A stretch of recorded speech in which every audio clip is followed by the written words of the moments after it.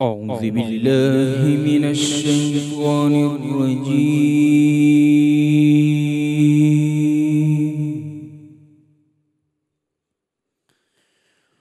بسم الله الرحمن الرحيم.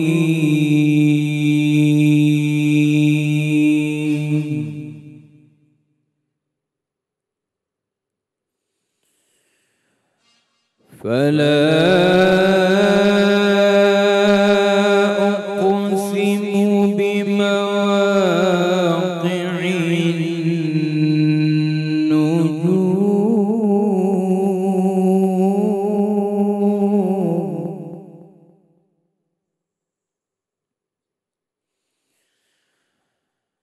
وإنه لقسم لو تعلمون عظيم.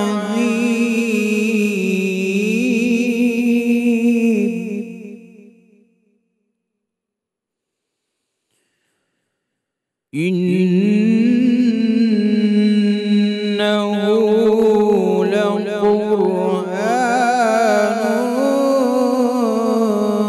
كريم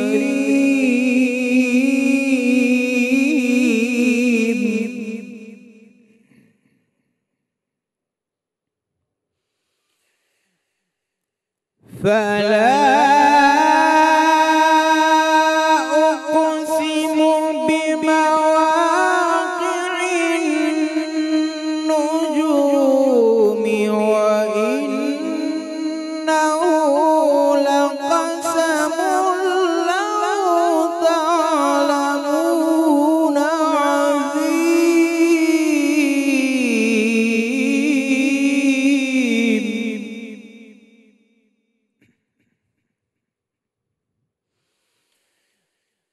إنه لقرآن كريم في كتاب مكنون لا يمسه إلا المطهرون.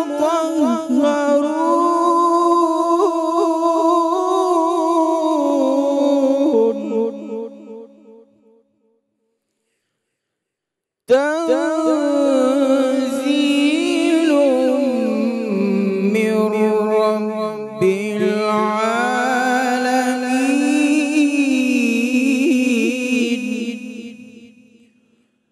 أفبهذا الحديث أنتم مدهنون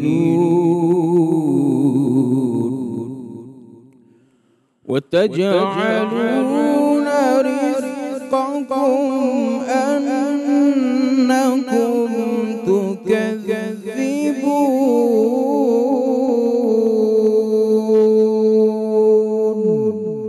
صدق الله العظيम. सुभान अल्लाह जी। तो आज हम माशाल्लाह अल्हम्दुलिल्लाह 26वीं सहरी करने जा रहे हैं सामा भाई, और ये आखिरी अशरे के, तीसरे अशरे के अब आखिरी कुछ रोज़े हैं जो कि चल रहे हैं। और जब ये 26वीं सहरी होगी इफ्तारी के बाद माशाल्लाह 27वीं जो सहरी है वो होगी और 27वीं शब होगी, जिसकी फ़जीलत के बारे में बहुत सी बातें आपने पढ़ी होंगी।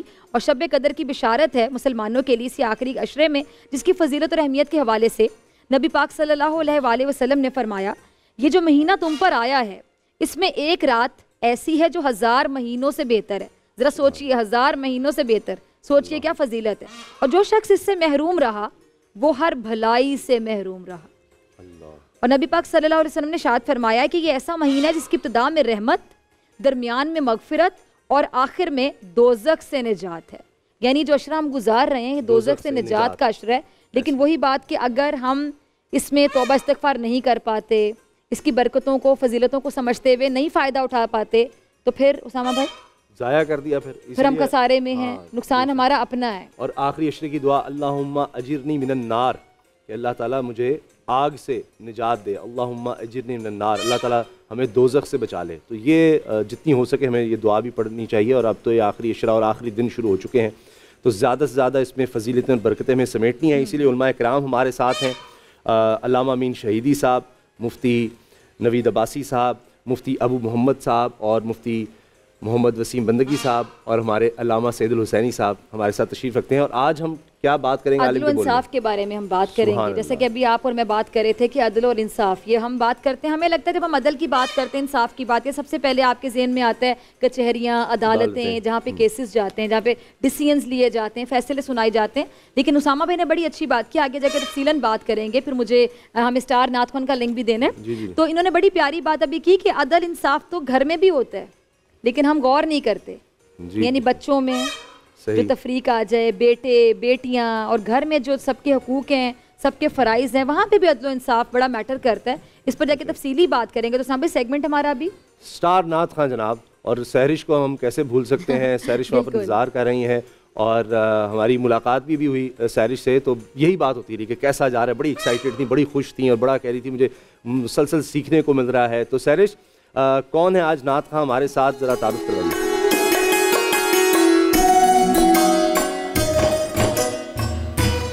अस्सलामुअलैकुम नाज़रीन, रमज़ान के सिलसिले में बोल एंटरटेनमेंट की खुसूसी ट्रांसमिशन रमज़ान में बोल में आपको खुशामदीद कहेंगे। आपका पसंदीदा सेगमेंट स्टार नाथ खान, जिसका हम आगाज़ करने जा रहे हैं। सिलसिला जहाँ से रुका था वहीं से आगे बढ़ाएंगे। 26वां रोज़ा है और बिल्कुल हम अपने इख्तिताम के करीब हैं। माह मुबारक अब बस गुजर गया, कुछ ही रोज़ बाकी रह गए, फिर इंशाअल्लाह हम सभी ईद मनाएंगे।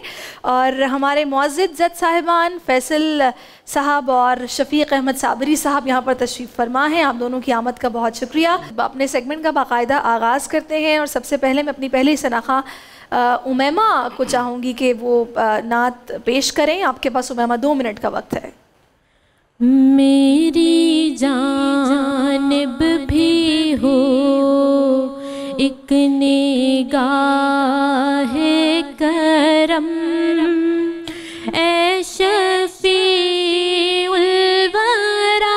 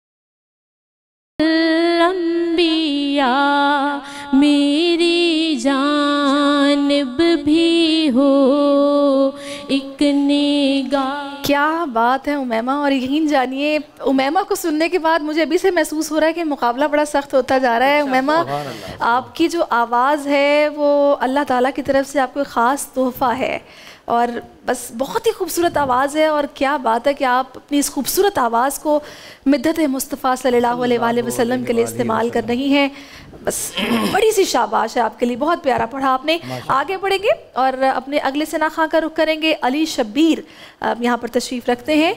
अली शब्बीर, आपके पास भी 2 मिनट का वक्त है। आप नात रसूल मक़बूल सल्लल्लाहु अलैहि वसल्लम पेश कीजिए।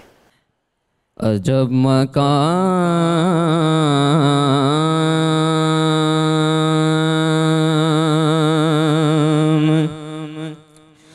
सुझाती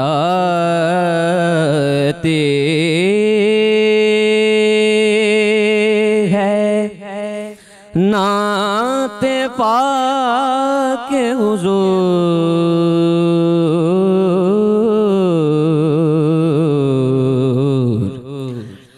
कहाँ कहाँ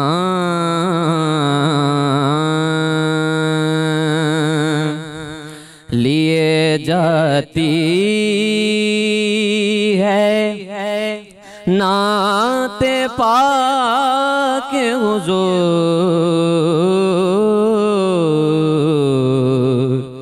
अजब मकान।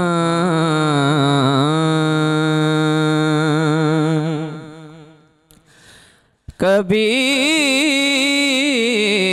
ख्याल सरे अर्श जा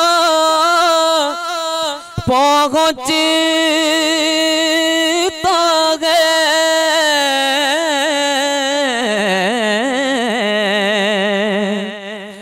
कभी ख्याल सरे अर्श जा पहुँचता है,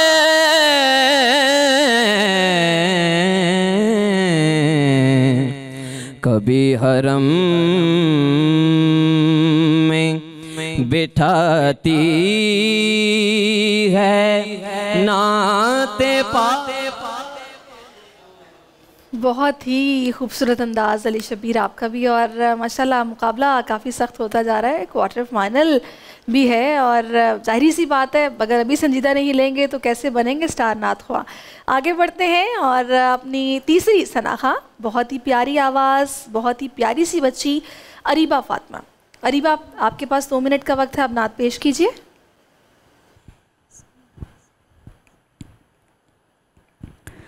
हुजूर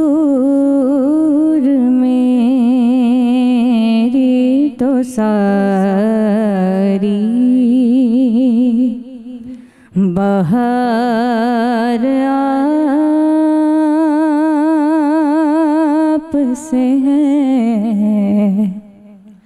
हुजूर मेरी तो सारी बहार आप से है। मैं बेकरार था, मैं बेकरार, मैं बेकरार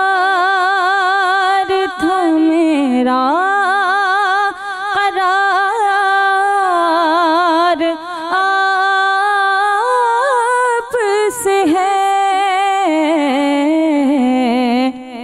हुजूर मेरी तो सारी बहार आप से है।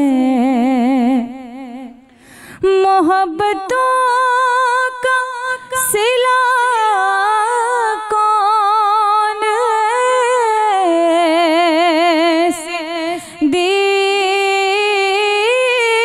देता है, मोहब्बतों का सिला कौन ऐसे देता। जी, अब राय दीजिए फैसल साहब और शफीक साहब। नात का तासुर जो आया वो तो उमैमा की नात सुनकर आया, तो फिर अली शब्बीर ने बहुत कमाल पढ़ा। हाँ। मैं बावजूद तलाश करने की कोई गलती मैं नहीं निकाल पाया, लेकिन तासुर बनाने में कामयाब रही उमैमा। नात का उमैमा नहीं बनाया। अब ये मुकाबला भी नात का ही है। अब फैसला शफीक साहब के हाथ में है। बात ये है कि मेरे लिए तो तीनों बराबर हैं, यकीनन, है ना। मैं नहीं चाहता कि ये भी रहे। अब शफीक साहब इतने शफीक हैं कि वो बार बार यही कहते हैं कि तीनों ने अच्छा पढ़ा है। मेरी नजर में तीनों को आगे जाना चाहिए। अब क्या करूं मैं नहीं, अली शब्बीर ने बहुत खूब पढ़ा, बहुत जम के पढ़ा, बहुत टिका कर पढ़ा माशाल्लाह। सही, लेकिन अगर आप इस बात से मुत्तफिक हैं कि तासुर बनाने में उमैमा कामयाब रही हैं तो फिर तो इन्हीं को आगे जाना चाहिए। मेरा तो यही ख्याल है कि उमैमा को आगे जाना चाहिए। सही, चलिए, क्योंकि ये सेमीफाइनल है। सही, सेमीफाइनल है। जी जी बिल्कुल। और उमैमा हमारी बच्ची है। उमैमा, आपके लिए ढेरों मुबारकबाद, आप हमारे साथ आगे चल रही हैं, जबकि भारी दिल के साथ अली शब्बीर और अरीबा, आप दोनों को हमें अलविदा कहना पड़ेगा। लेकिन दुआएं आपके साथ भी हैं, आप दोनों की आवाज़ बहुत प्यारी है। मेहनत करते रहिए, अपने फ़न का लोहा आप यकीनी तौर पर अभी भी मनवा रहे हैं, आगे भी मनवाएंगे। आपके साथ जाएंगे एडोर के और फूड बस्ती के गिफ्ट हैम्पर्स। और नाज़रीन, हमारा ये जो सना ख्वानी का सिलसिला है ये इंशाल्लाह अफ्तार ट्रांसमिशन में भी यूं ही जारी रहेगा। तो मैं चाहूँगी, थोड़ा सा गुजारिश करूँगी आपसे उमैमा कि आप अगर फिर से दो अशार पढ़ दें, इसके साथ ही फिर हम रुखसत लेंगे, इजाज़त लेंगे आपसे और ये खूबसूरत आवाज़ सुनते हुए हम जाना चाहेंगे। तो नाज़रीन, मुझे इजाज़त दीजिए, अपना बहुत ख्याल रखिए, अल्लाह हाफ़िज़। मेरी जानिब भी हो एक निगाहे करम, ऐ शफ़ीउल वरा।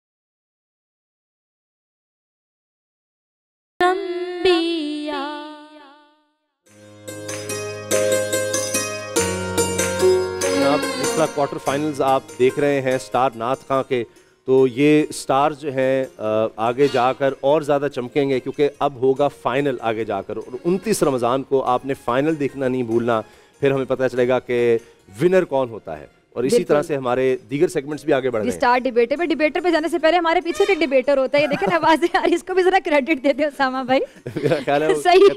सही कहा, हाँ बिल्कुल सही ना। देखिए मोर भी माशाल्लाह बड़ी एनर्जी के साथ बोलते हैं और बहुत इसको पता है कि उतार चढ़ाव आवाज के क्या होते हैं। मुझे तो सिर्फ उतार तो कहीं नजर नहीं आ रहा, चढ़ाव है उसकी आवाज में टें टें। ठीक है, स्टार डिबेटर की तरफ चलते हैं जी। Over to Mavish.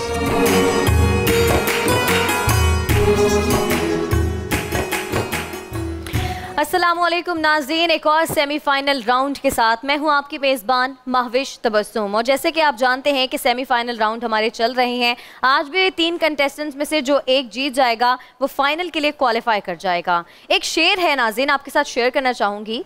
मुफलिसी हिस्से लताफत को मिटा देती है, भूख आदाब के सांचों में नहीं ढल सकती। तो आज का हमारा जो टॉपिक है वो इस शेर का पहला मिसरा है, यानी मुफलिसी हिस्से लताफत को मिटा देती है। डिबेटर्स जो हमारे आज के 3 हैं वो अपने अपने राउंड में जीतने के बाद क्वार्टर फाइनल जीत कर अब सेमीफाइनल में पहुंचे हैं। तो यकीनन तीनों डिबेटर्स भी बहुत अच्छे होंगे। जजेस जो मेरे साथ हमेशा मौजूद होते हैं मुदस्सिर इकबाल और सुमैया रिजवान, लेकिन उनके अलावा भी आज हमारे साथ एक अहम शख्सियत मौजूद हैं। पाकिस्तान डिबेट काउंसिल के फाउंडर हैं आबिद अली उमंग साहब। बिल्कुल ऐसा ही है मुदस्सिर साहब? जी, आबिद अली उमंग साहब का वैसे तारुफ तो बहुत तवील और तारीफ बड़ी एक लंबी है, लेकिन क्योंकि आज डिबेट्स है तो आपने वहाँ से तारुफ का आगाज़ किया है। तो पाकिस्तान डिबेट काउंसिल के फाउंडर भी हैं और मैं समझता हूँ कि न सिर्फ कराची बल्कि पाकिस्तान के मुख्तलिफ शहरों में जो डिबेटर्स के हल्का है वो तो आबिद साहब को जानता है, लेकिन बहुत से लोग हैं जो बिल वास्ता और बिला वास्ता तौर पर उनके शागिर्दों में, तो जैसे मैंने उनसे सीखा नहीं लेकिन मेरे लिए उस्ताद से बढ़कर हमेशा से वो रहे हैं। 6-7 साल से एक ताल्लुक आबिद भाई के साथ है, लेकिन आबिद भाई खुद 2002 में मेंबर नेशनल असम्बली वो रहे जब जनरल मुशर्रफ का दौर था। यूनाइटेड नेशन में पाकिस्तान को रिप्रेजेंट कर चुके हैं और उस्ताद की हैसियत से एक तवील अरसे से वाबस्ता हैं, दरसो तदरीस से बच्चों को पढ़ाते हैं। और आबिद साहब की तारीफ में अगर हम और तारुफ में रहे तो बड़ा बात, तो कुछ अब कर लेते हैं, कुछ हम इफ्तार में, मैंने गुजारिश की है कि इफ्तार में भी वो हमारे साथ होंगे। आबिद साहब बहुत शुक्रिया। आज हमारा ये जो डिबेट कंपटीशन है, हमारे तीनों डिबेटर्स जो हैं ये पहले अपने अपने राउंड में जीते, उसके बाद क्वार्टर फाइनल जीतकर अब ये सेमीफाइनल तक पहुंचे हैं। तो आज इन तीनों में से जो भी जीतेगा वो फाइनल के लिए क्वालिफाई कर जाएगा। तो आपकी अगर इजाज़त हो तो पहले डिबेटर को बुलाऊँ मैं? चले नाज़रीन, आज के हमारे जो पहले मुकर्रा हैं फीमेल हैं आयशा शब्बीरी।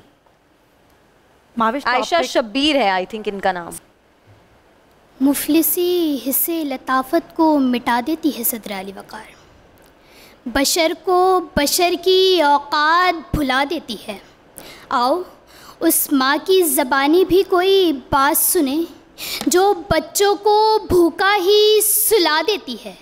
अपनी इज्जत के भरोसे जो थी मजबूत खड़ी, आखिर एक रोज सर अपना झुका देती है। उसके दामन पे लगे दाग यही कहते हैं कि मुफलिसी हिस्से लताफत को मिटा देती है।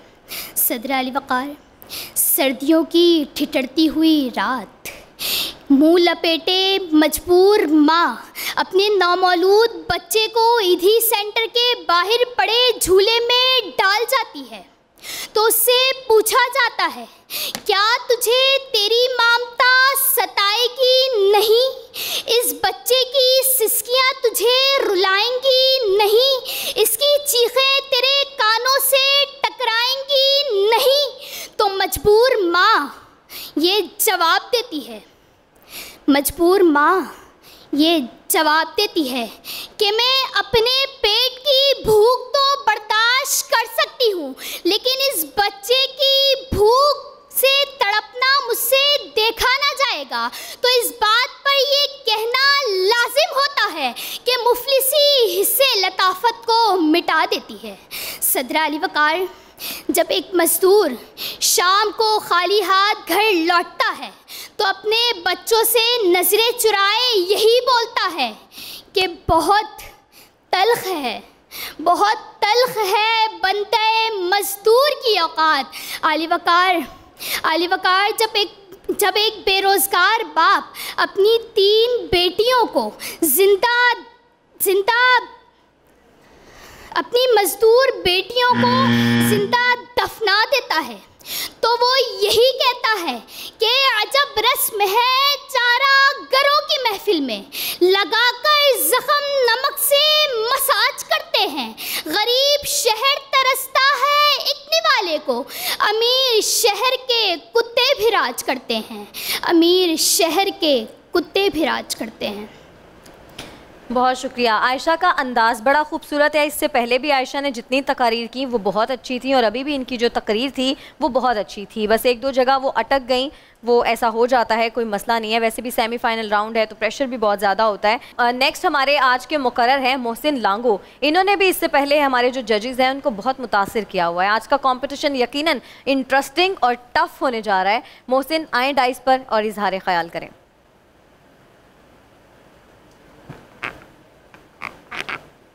करें स्टार्ट जी। सदर आली वकार मुफलिसी हिस्से लताफत को मिटा देती है। हाँ सदर ज़ी वकार, ढेरों पे पड़े वो बच्चे, ढेरों पे पड़े वो बच्चे अपनी रोज़ी रिज़्क़ की तलाश में होते हैं।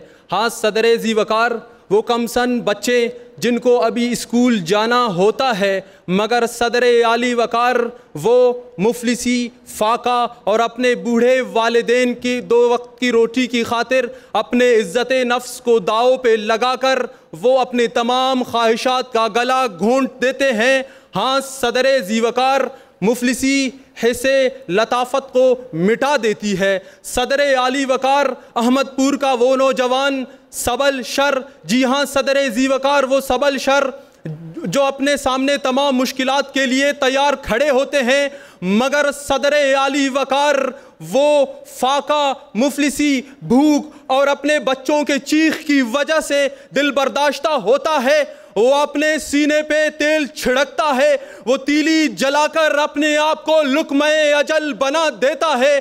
हाँ सदर ज़ी वकार सबल शर की तरह ऐसे हज़ारों नौजवान इस वतन में मौजूद हैं जो दिल बर्दाश्ता होने की वजह से ख़ुद को लुक़्मे अजल बना रहे हैं। हाँ सदर ज़ी वकार मुफलिसी हिस्से लताफत को मिटा देती है। सदर आली वकार बलोचिस्तान का वो बूढ़ा बाप, उनका इकलौता बेटा शबीर बलोच, जब वो अपनी डिग्रियों को लेकर कभी इसके दर तो कभी उसके दर भटकता फिर रहा होता है, मगर सदर आली वकार वक्त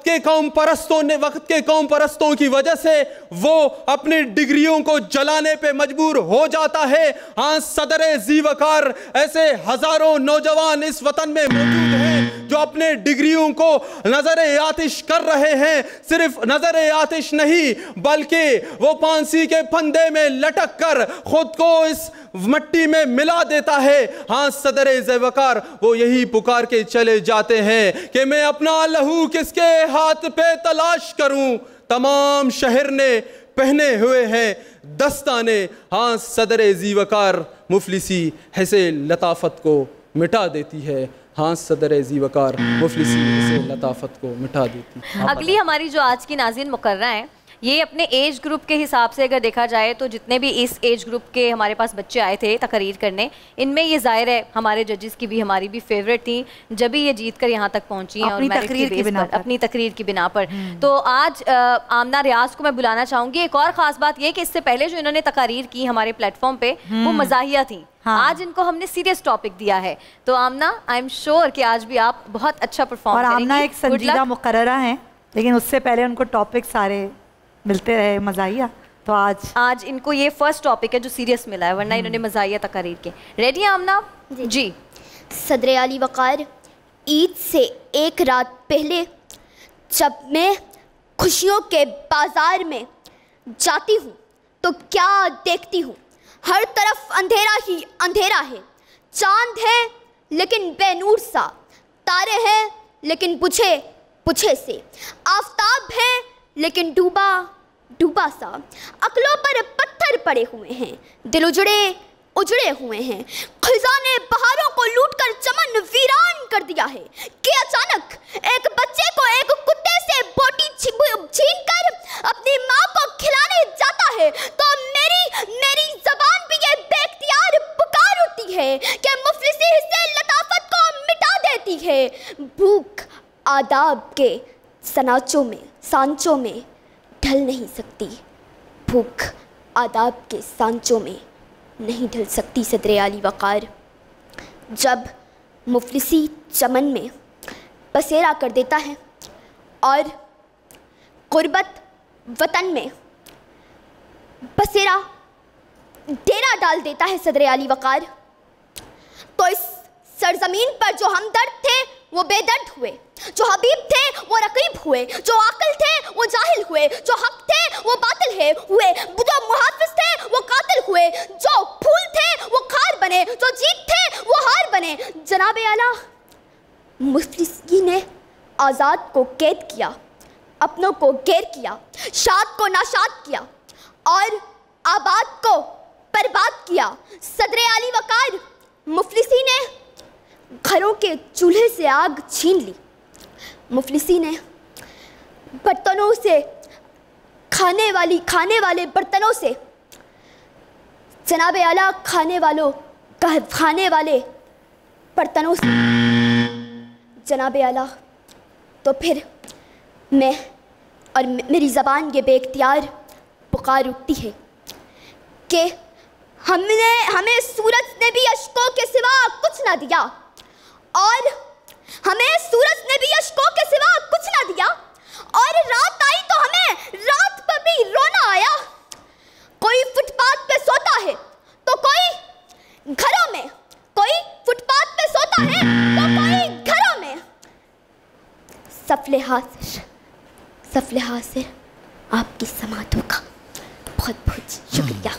ठीक है, आमना वापस आ जाएं आप भी डाइस पे, बाकी दोनों डिबेटर्स भी आ जाएं। अच्छी बात ये थी, भूल रही थी लेकिन आपने कोशिश की और आपने डाइस छोड़ा नहीं, ये आपकी बड़ी अच्छी बात थी। आप अपने डाइस के ऊपर ही रहें, डाइस के ऊपर ही खड़ी हो जाए, सेंटर में रहें, बाकी के दोनों भी आ जाएं।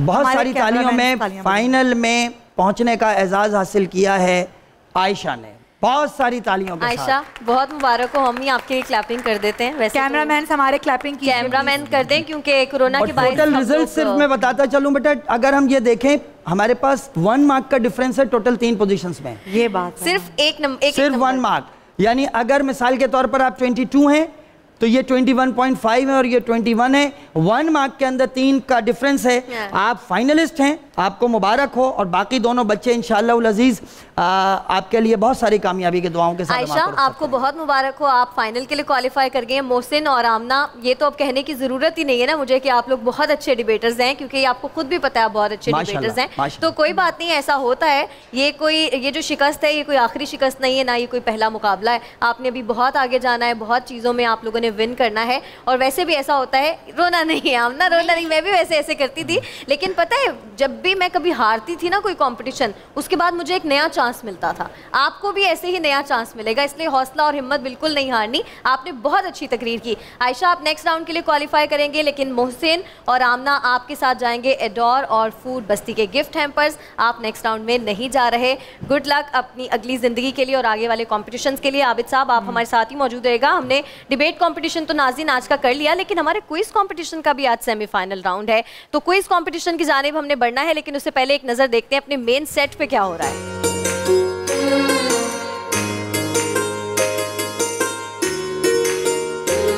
हमारी ट्रांसमिशन में बहुत सी चीज़ें लाजमी है और उनमें एक ब्रेक भी है। ब्रेक के बाद कहीं आपने जाना नहीं है, क्योंकि स्टार क्विज़र भी होगा, कवाली भी होगी, उसके बाद आलिम के बोल, ब्रेक के बाद।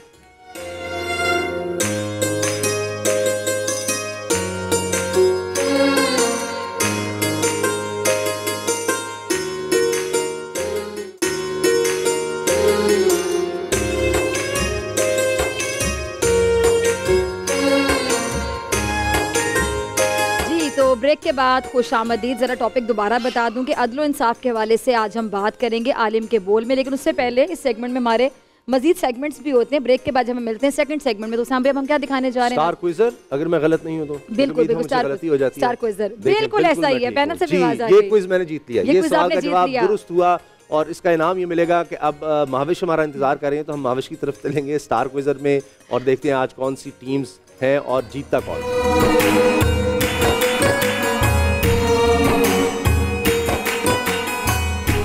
एक बेहतरीन तकरीरी मुकाबले के बाद जनाब अब वक्त है सवाल जवाब के राउंड का। और पूरा रमज़ान जिस तरह से हमारी कोशिश रही कि हमारे जो नाजरीन हैं उनकी मालूमात में हमारे इस प्लेटफॉर्म के थ्रू इजाफा हो, इसी तरह हमारी मालूमात में भी बहुत ज़्यादा इजाफा हुआ, क्योंकि सवाल जवाब राउंड एक ऐसा राउंड है कि इसमें बहुत सारी चीज़ें इंसान भूल चुका होता है। तो जब हम ये करते हैं क्विज कॉम्पिटिशन तो हमारी वो चीज़ें रिकॉल होती हैं। अच्छा, हमारे साथ जो कंटेस्टेंट्स हैं, टीम बे में हमारे साथ हैं आकिब अंसारी, टीम वाओ में है मुस्फिरा जफ़र और टीम लाम में है मोहम्मद नासिर। आप तीनों ही बहुत अच्छा खेल कर यहाँ तक पहुँचे हैं, तो आज के लिए पहले तो गुड लक।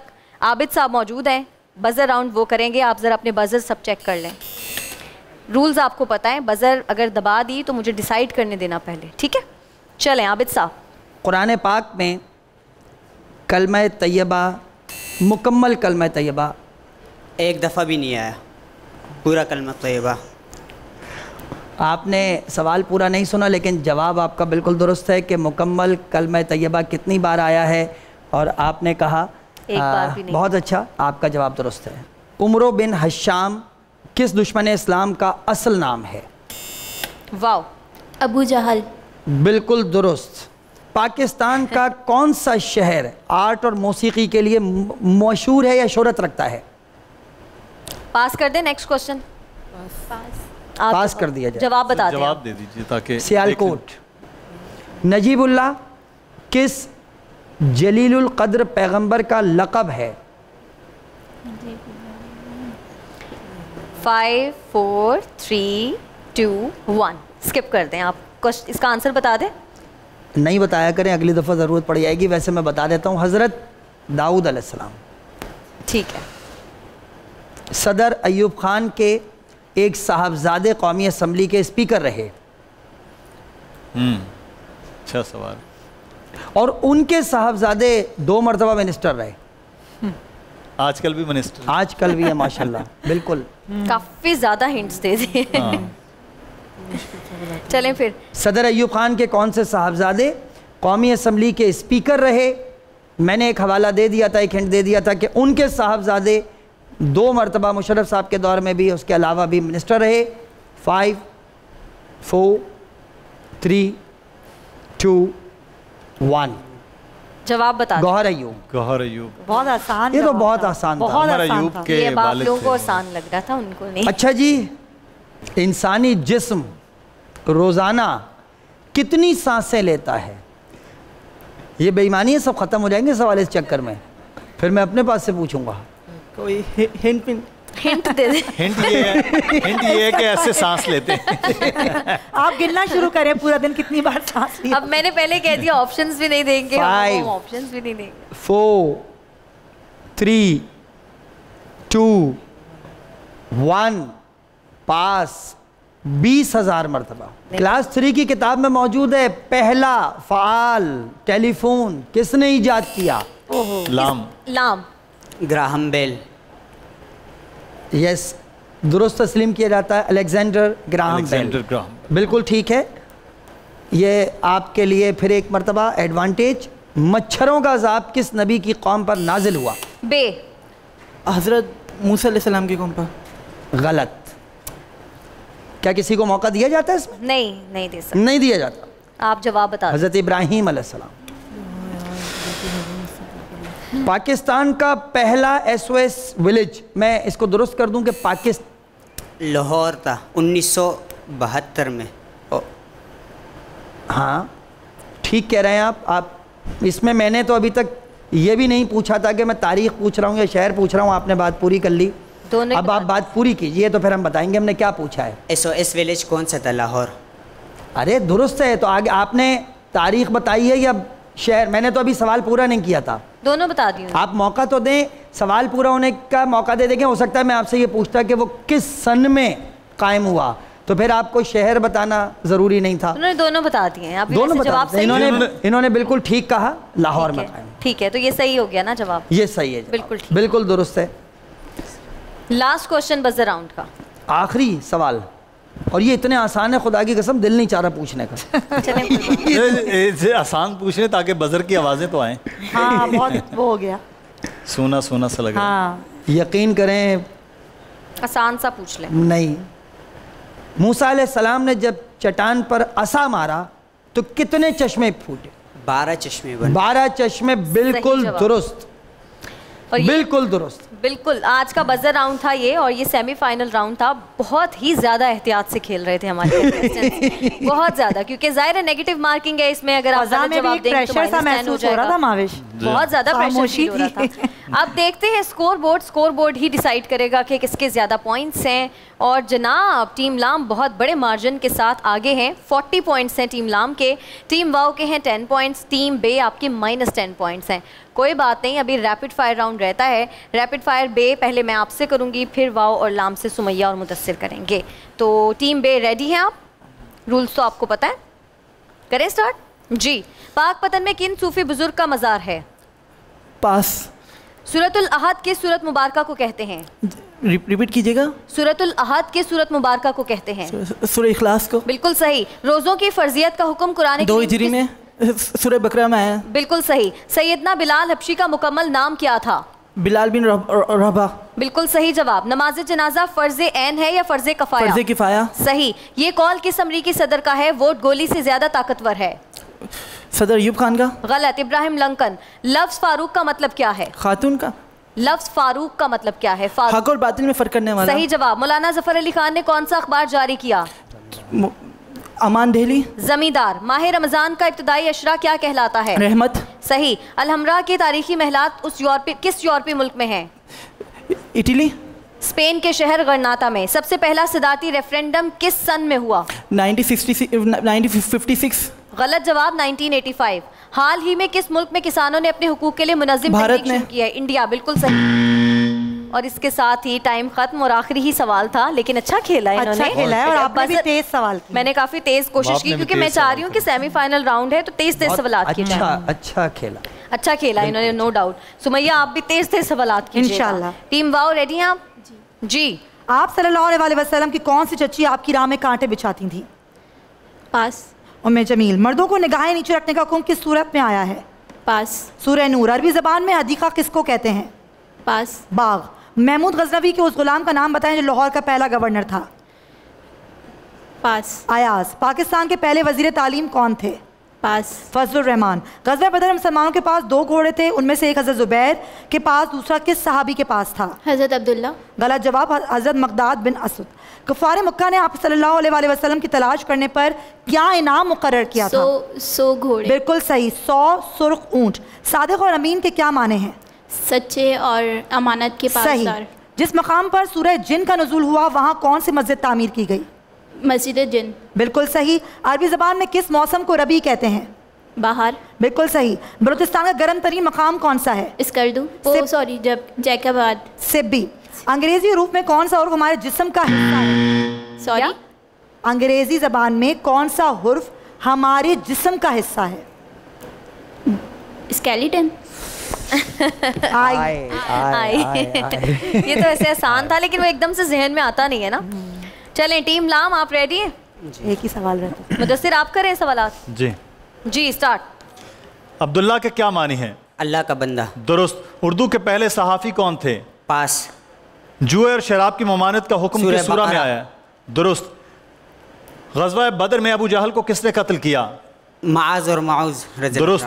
सूरह कद्र की मक्की सूरत है या मदनी? मदनी सूरत है। मक्की सूरत। मक्की। दुरुस्त। बाबा बुल्ले शाह का मज़ार किस इलाके में है? कसूर में। दुरुस्त। किस फरिश्ते ने हज़रत आदम अलैहिस्सलाम को सजदा करने से इनकार किया? इब्लीस। दुरुस्त। अंसार में सबसे पहले कातिब वही कौन थे? पास। पाक आर्मी के GHQ का मुकम्मल नाम बताएं। General headquarter. दुरुस्त। जन्नत नज़ीर पाकिस्तान किस खित्ते को कहा जाता है? कश्मीर। दुरुस्त। ग़ज़वा अशीरा के मौके पर आप सल्लल्लाहु अलैहि वसल्लम ने मदीना में अपना नायब किसे मुकर्रर किया? अब्दुल्ला इब्न उम्मे मक्तूम रज़ियल्लाहु अन्हु। हज़रत अबू सलमा अब्दुल्ला बिन अबुल असद। चमन की सरहद किस पड़ोसी मुल्क से मिलती है? अफगानिस्तान। अफगानिस्तान। दुरुस्त। दुरुस्त है। दुरुस्त। Very nice. अच्छा खेला है। रैपिड फायर में मजा आया। बजर राउंड में ये हो रहा था कि ये लोग बड़े केयरफुल खेल रहे थे और बजर राउंड में होना भी चाहिए केयरफुल। इसमें तो नेगेटिव मार्किंग नहीं होती, तुक्के भी लेकिन हम सब ने सारे तकरीबन कर लिए। सिर्फ एक सवाल हम मेरा भी एक ही सवाल रह गया था। कोशिश हमने की है कि हमारी स्पीड भी शायद बेहतर थी। हमारी परफॉर्मेंस भी अच्छी रही इस बार। लेकिन रिजल्ट बड़े क्लियर हैं तो ताकि पता चल जाए। और वाकई बिल्कुल क्लियर और बहुत ज़्यादा मार्जिन। टीम लाम 120 पॉइंट्स के साथ आज का जो गेम है वो जीत गए हैं। टीम वाओ के 40 पॉइंट्स है, टीम बे के 60 पॉइंट्स हैं। तो टीम लाम यानी कि मोहम्मद नासिर आप हमारे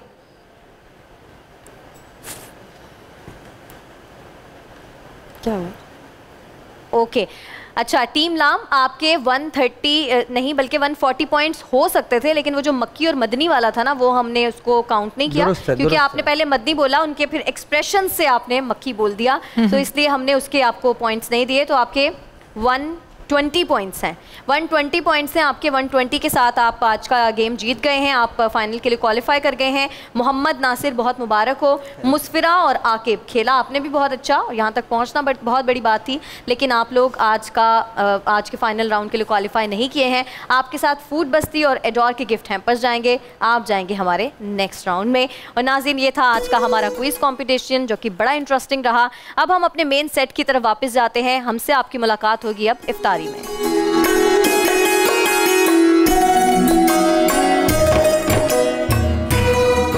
जी, तो इससे पहले कि आप भी थक जाएं, उलमा भी थक जाएं, मैं भी थक जाऊं, जल्दी से ब्रेक लेते हैं। ब्रेक के बाद हम आलिम के बोल का बाकायदा आगाज करते हैं। आज का टॉपिक है अदलो इंसाफ।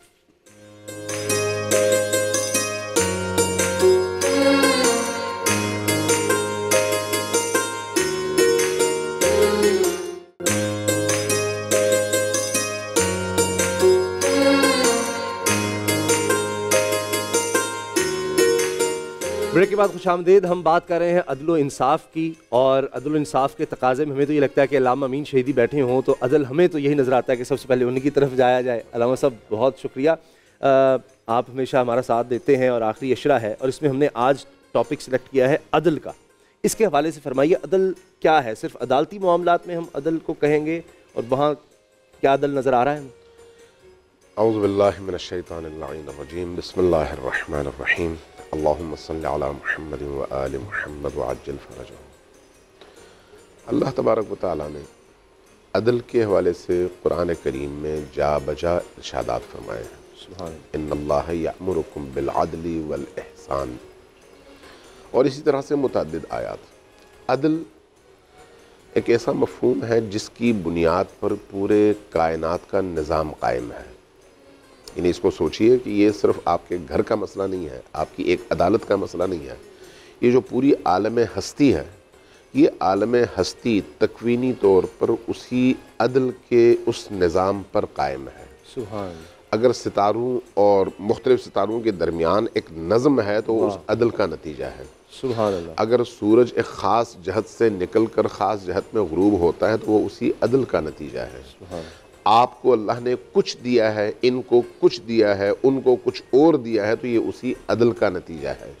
यानी पूरे आलम हस्ती को अगर आप निगाह उठाकर देखें तो अदल अगर न हो तो पूरी आलम हस्ती तबाह और बर्बाद हो जाए। इस एतबार से मकतब अहलुल बैत में अदल को उसूल दीन में से करार दिया गया है, दीन के उसूलों में से।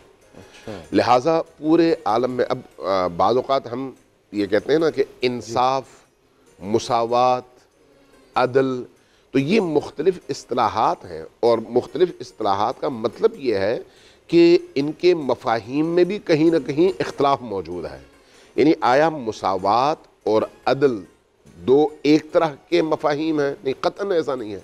अदल और चीज़ है, मुसावात और चीज़ है। अगर आपने स्कूल के बच्चों को पढ़ाना हो तो तमाम बच्चों को एक तरह की सहूलतें देना, ये मुसावात है। ठीक। लेकिन एक घर में 6 बच्चे हैं और एक घर में 1 बच्चा है और आपने उन दोनों की कफालत करनी है, तो अगर 6 को जो आप दे रहे हैं वो इस 1 बच्चे वाले को दें तो ये मुसावात नहीं है, ये अदल नहीं है, अदल के ख़िलाफ़ है। मुसावात में भी और अदल में भी दो अलग अलग जहतों का ख्याल रखना पड़ता है। अदल का मतलब अगर आप लुगत की किताबों में देखें तो वज़्उ शैइ अला मौज़िही, किसी चीज़ को उसके दुरुस्त मकाम पर रखना अदल कहलाता है। आपके इस बर्तन के अंदर जितनी गुंजाइश है, इससे अगर आप ज़्यादा डालना चाहें तो ये अदल के ख़िलाफ़ है। ठीक है। यही कैफियत इंसान की है, यही कैफियत इंसान और अल्लाह के रिश्ते में है और यही कैफियत इंसान और इंसान के रिश्ते में है। इसलिए अल्लाह इंसान को उतना देता है जितनी उसकी ज़रफ़ियत है, जितना उसका बर्तन है, उससे ज़्यादा नहीं देता। ये उसके अदल का तकाजा है। इसलिए अल्लाह कहता है कि जुर्म करोगे तो सज़ा पाओगे और अगर नेकी करोगे तो उसकी जज़ा पाओगे। ये उसके अदल का तकाजा है। अगर वो किसी मुजरिम को जहन्नम की जगह जन्नत भेज दे और किसी नेक को जन्नत की जगह जहन्नम भेज दे तो ये उसके अदल के ख़िलाफ़ है। लिहाजा वो आदिल है और अदल करता है और अपनी मखलूक से भी कहता है कि तुम लोग भी अदल करो। अब जब हमसे कहा जाता है अदल करो, तो हमारे अदल का मतलब क्या है? हम जब नमाज पढ़ते हैं तो जिस इमाम मस्जिद के पीछे नमाज पढ़ते हैं उसके लिए एक शर्त उसका आदिल होना है। अगर वो झूठ कहता है तो आदिल नहीं है, अगर वो ज्यादती करता है तो आदिल नहीं है, अगर वो अपनी आंखों का गलत इस्तेमाल करता है, दुरुस्त नहीं करता, तो वो आदिल नहीं है, वो अगर गाने सुनता है तो वो आदिल नहीं है। यानी हर वो काम जो अदल के खिलाफ हो, अगर वो इमाम जमाअत भी करे तो उसके पीछे आप नमाज नहीं पढ़ सकते। ये फ़िक़्ह अहलुल बैत की मैं बात कर रहा हूँ। यानी अदल इस हद तक ज़रूरी है।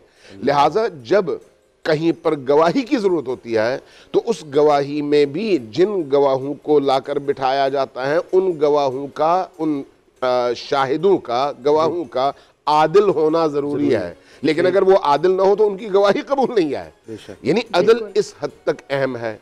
अब आपके माशरती रवैयों में जब अदल आए तो आपके माशरे से जुल्म का खात्मा हो जाएगा। क्या बात है जी मुफ्ती साहब, ये माशरे में अदल व इंसाफ, इसकी कितनी अहमियत, अगर नहीं होगा तो फिर क्या होता है? इन्नल हम्दुलिल्लाहि वहदहु वस्सलातु वस्सलामु अला मन ला नबिय्य बअद अम्मा बाद फ़अऊज़ु बिल्लाहि मिनश शैतानिर रजीम बिस्मिल्लाहिर रहमानिर रहीम।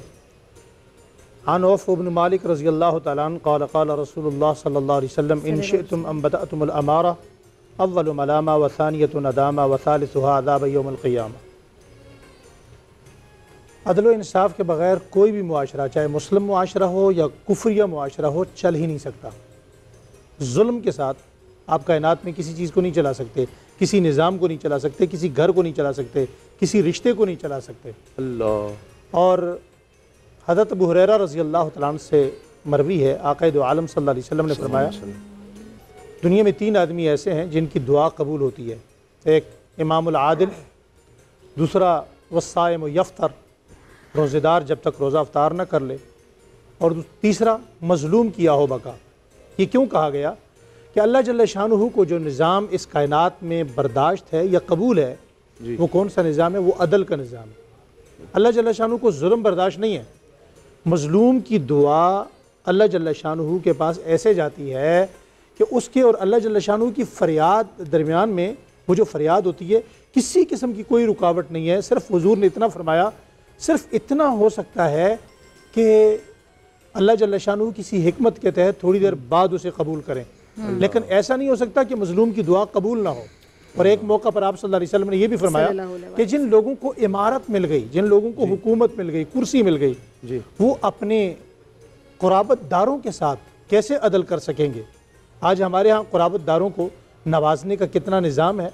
जो बंदा आता है उसकी फैमिलियों की चांदी हो जाती है जी। और यही वजह है कि हज़रत सैयदना फ़ारूक़ आज़म रज़ी अल्लाह तआला अन्हु ने अपने रिश्तेदारों के लिए जराइम पर डबल सज़ाएँ मुकर्रर फरमाई थी कि भाई आम लोगों के लिए सिंगल सज़ा होगी, अगर अपना रिश्तेदार आ गया तो 60 की जगह 120 कोड़े होंगे, 100 की जगह 200 होंगे, जुर्माना डबल, हर चीज़ डबल हो गई। क्यों? रिश्तेदार इससे फ़ायदा न उठाए। अदल व इंसाफ का इस कायनात में बड़ा जो सबसे ज़्यादा डंका बजा, वो नाम हज़रत सैयदना फ़ारूक़ आज़म रज़ी अल्लाह तआला अन्हु का है। और क्यों ना होता कि मवाफ़क़ात उमर है। 28 आयात करीमा कुरान करीम में ऐसी हैं जो हज़रत उमर रज़ी अल्लाह तआला अन्हु के इरादे पर अल्लाह ताला ने नाज़िल फरमाई। आपने इरादा फरमाया, अल्लाह ने आपके इरादे को कुरान पाक बना दिया।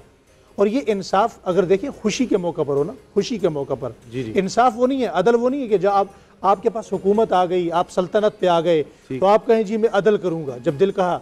अदल वो है, इंसाफ वो है। अदल का माना क्या है कि आप सबसे पहले अदल के लिए अपने आप को पेश करें कि आप खुद अपने आप से कितना इंसाफ कर रहे हैं। आप जिस मनसब पर बैठे हैं, आप इस मनसब से कितना इंसाफ कर रहे हैं।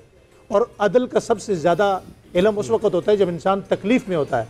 हज़रत सैयदना फ़ारूक़ आज़म रज़ी अल्लाह तआला अन्हु जब आप पर एक मजूसी ने हमला कर दिया और आप शहीद होने वाले थे, बहुत ज़्यादा ज़ख्मी हो गए, तो आपके ज़ख्म इतने गहरे थे कि उन गहरे ज़ख्मों में जो हकीम तबीब आए, उन्होंने कहा जी शहद डालने की ज़रूरत है, शहद के साथ उन ज़ख्मों को धोना है जी। तो हज़रत फ़ारूक़ आज़म रज़ी अल्लाह तआला ने फरमाया मेरे पास तो शहद नहीं है। तो कहा जी बैतुल माल में शहद है। फरमाया वो मेरा नहीं है।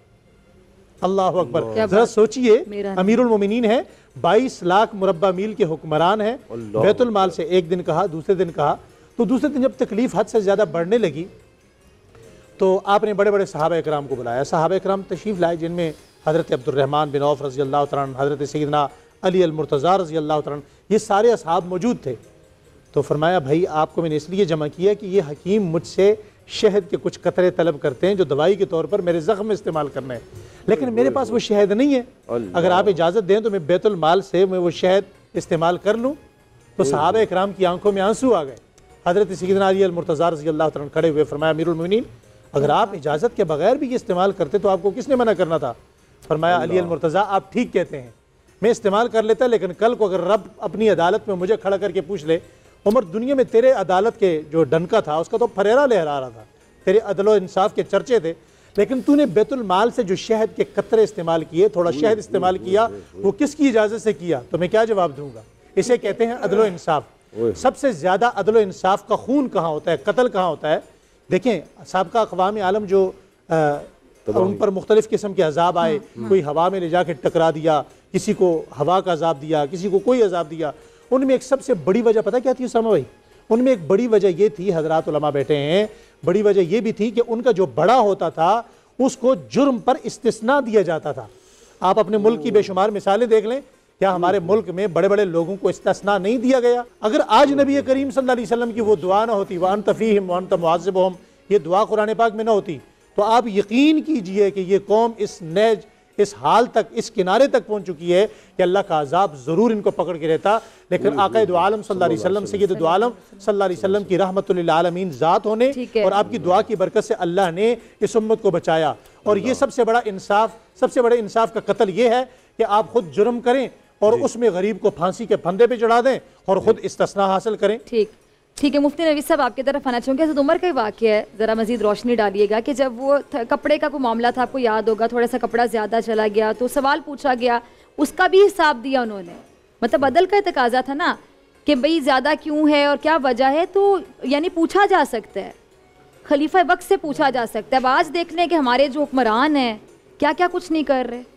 बिस्मिल्लाहिर्रहमानिर्रहीम। अदल इंसाफ जिस माशरे में ना हो, वो माशरे, वो सोसाइटीज़, वो ममालिक तबाह बर्बाद हो जाते हैं। और अदल का कुरान मजीद फ़ुरक़ान हमीद ने जा बजा ज़िक्र किया। यही वजह है कि हज़रात सहाबा किराम अलैहिमुर रिदवान ने अदल इंसाफ को कायम किया। क्यों कायम किया? कि उन्होंने कुरान नबी अलैहिस्सलाम से सीख रखा था, उन्होंने नबी अलैहिस्सलाम से फ़रामीन हासिल कर रखे थे, इसलिए उन्होंने मुआशरे की बुनियाद अदल इंसाफ पर रखी। वही कुरान आज हमारे पास है। कुरान मजीद फ़ुरक़ान हमीद हमें बार बार कहता है अदल की बाबत।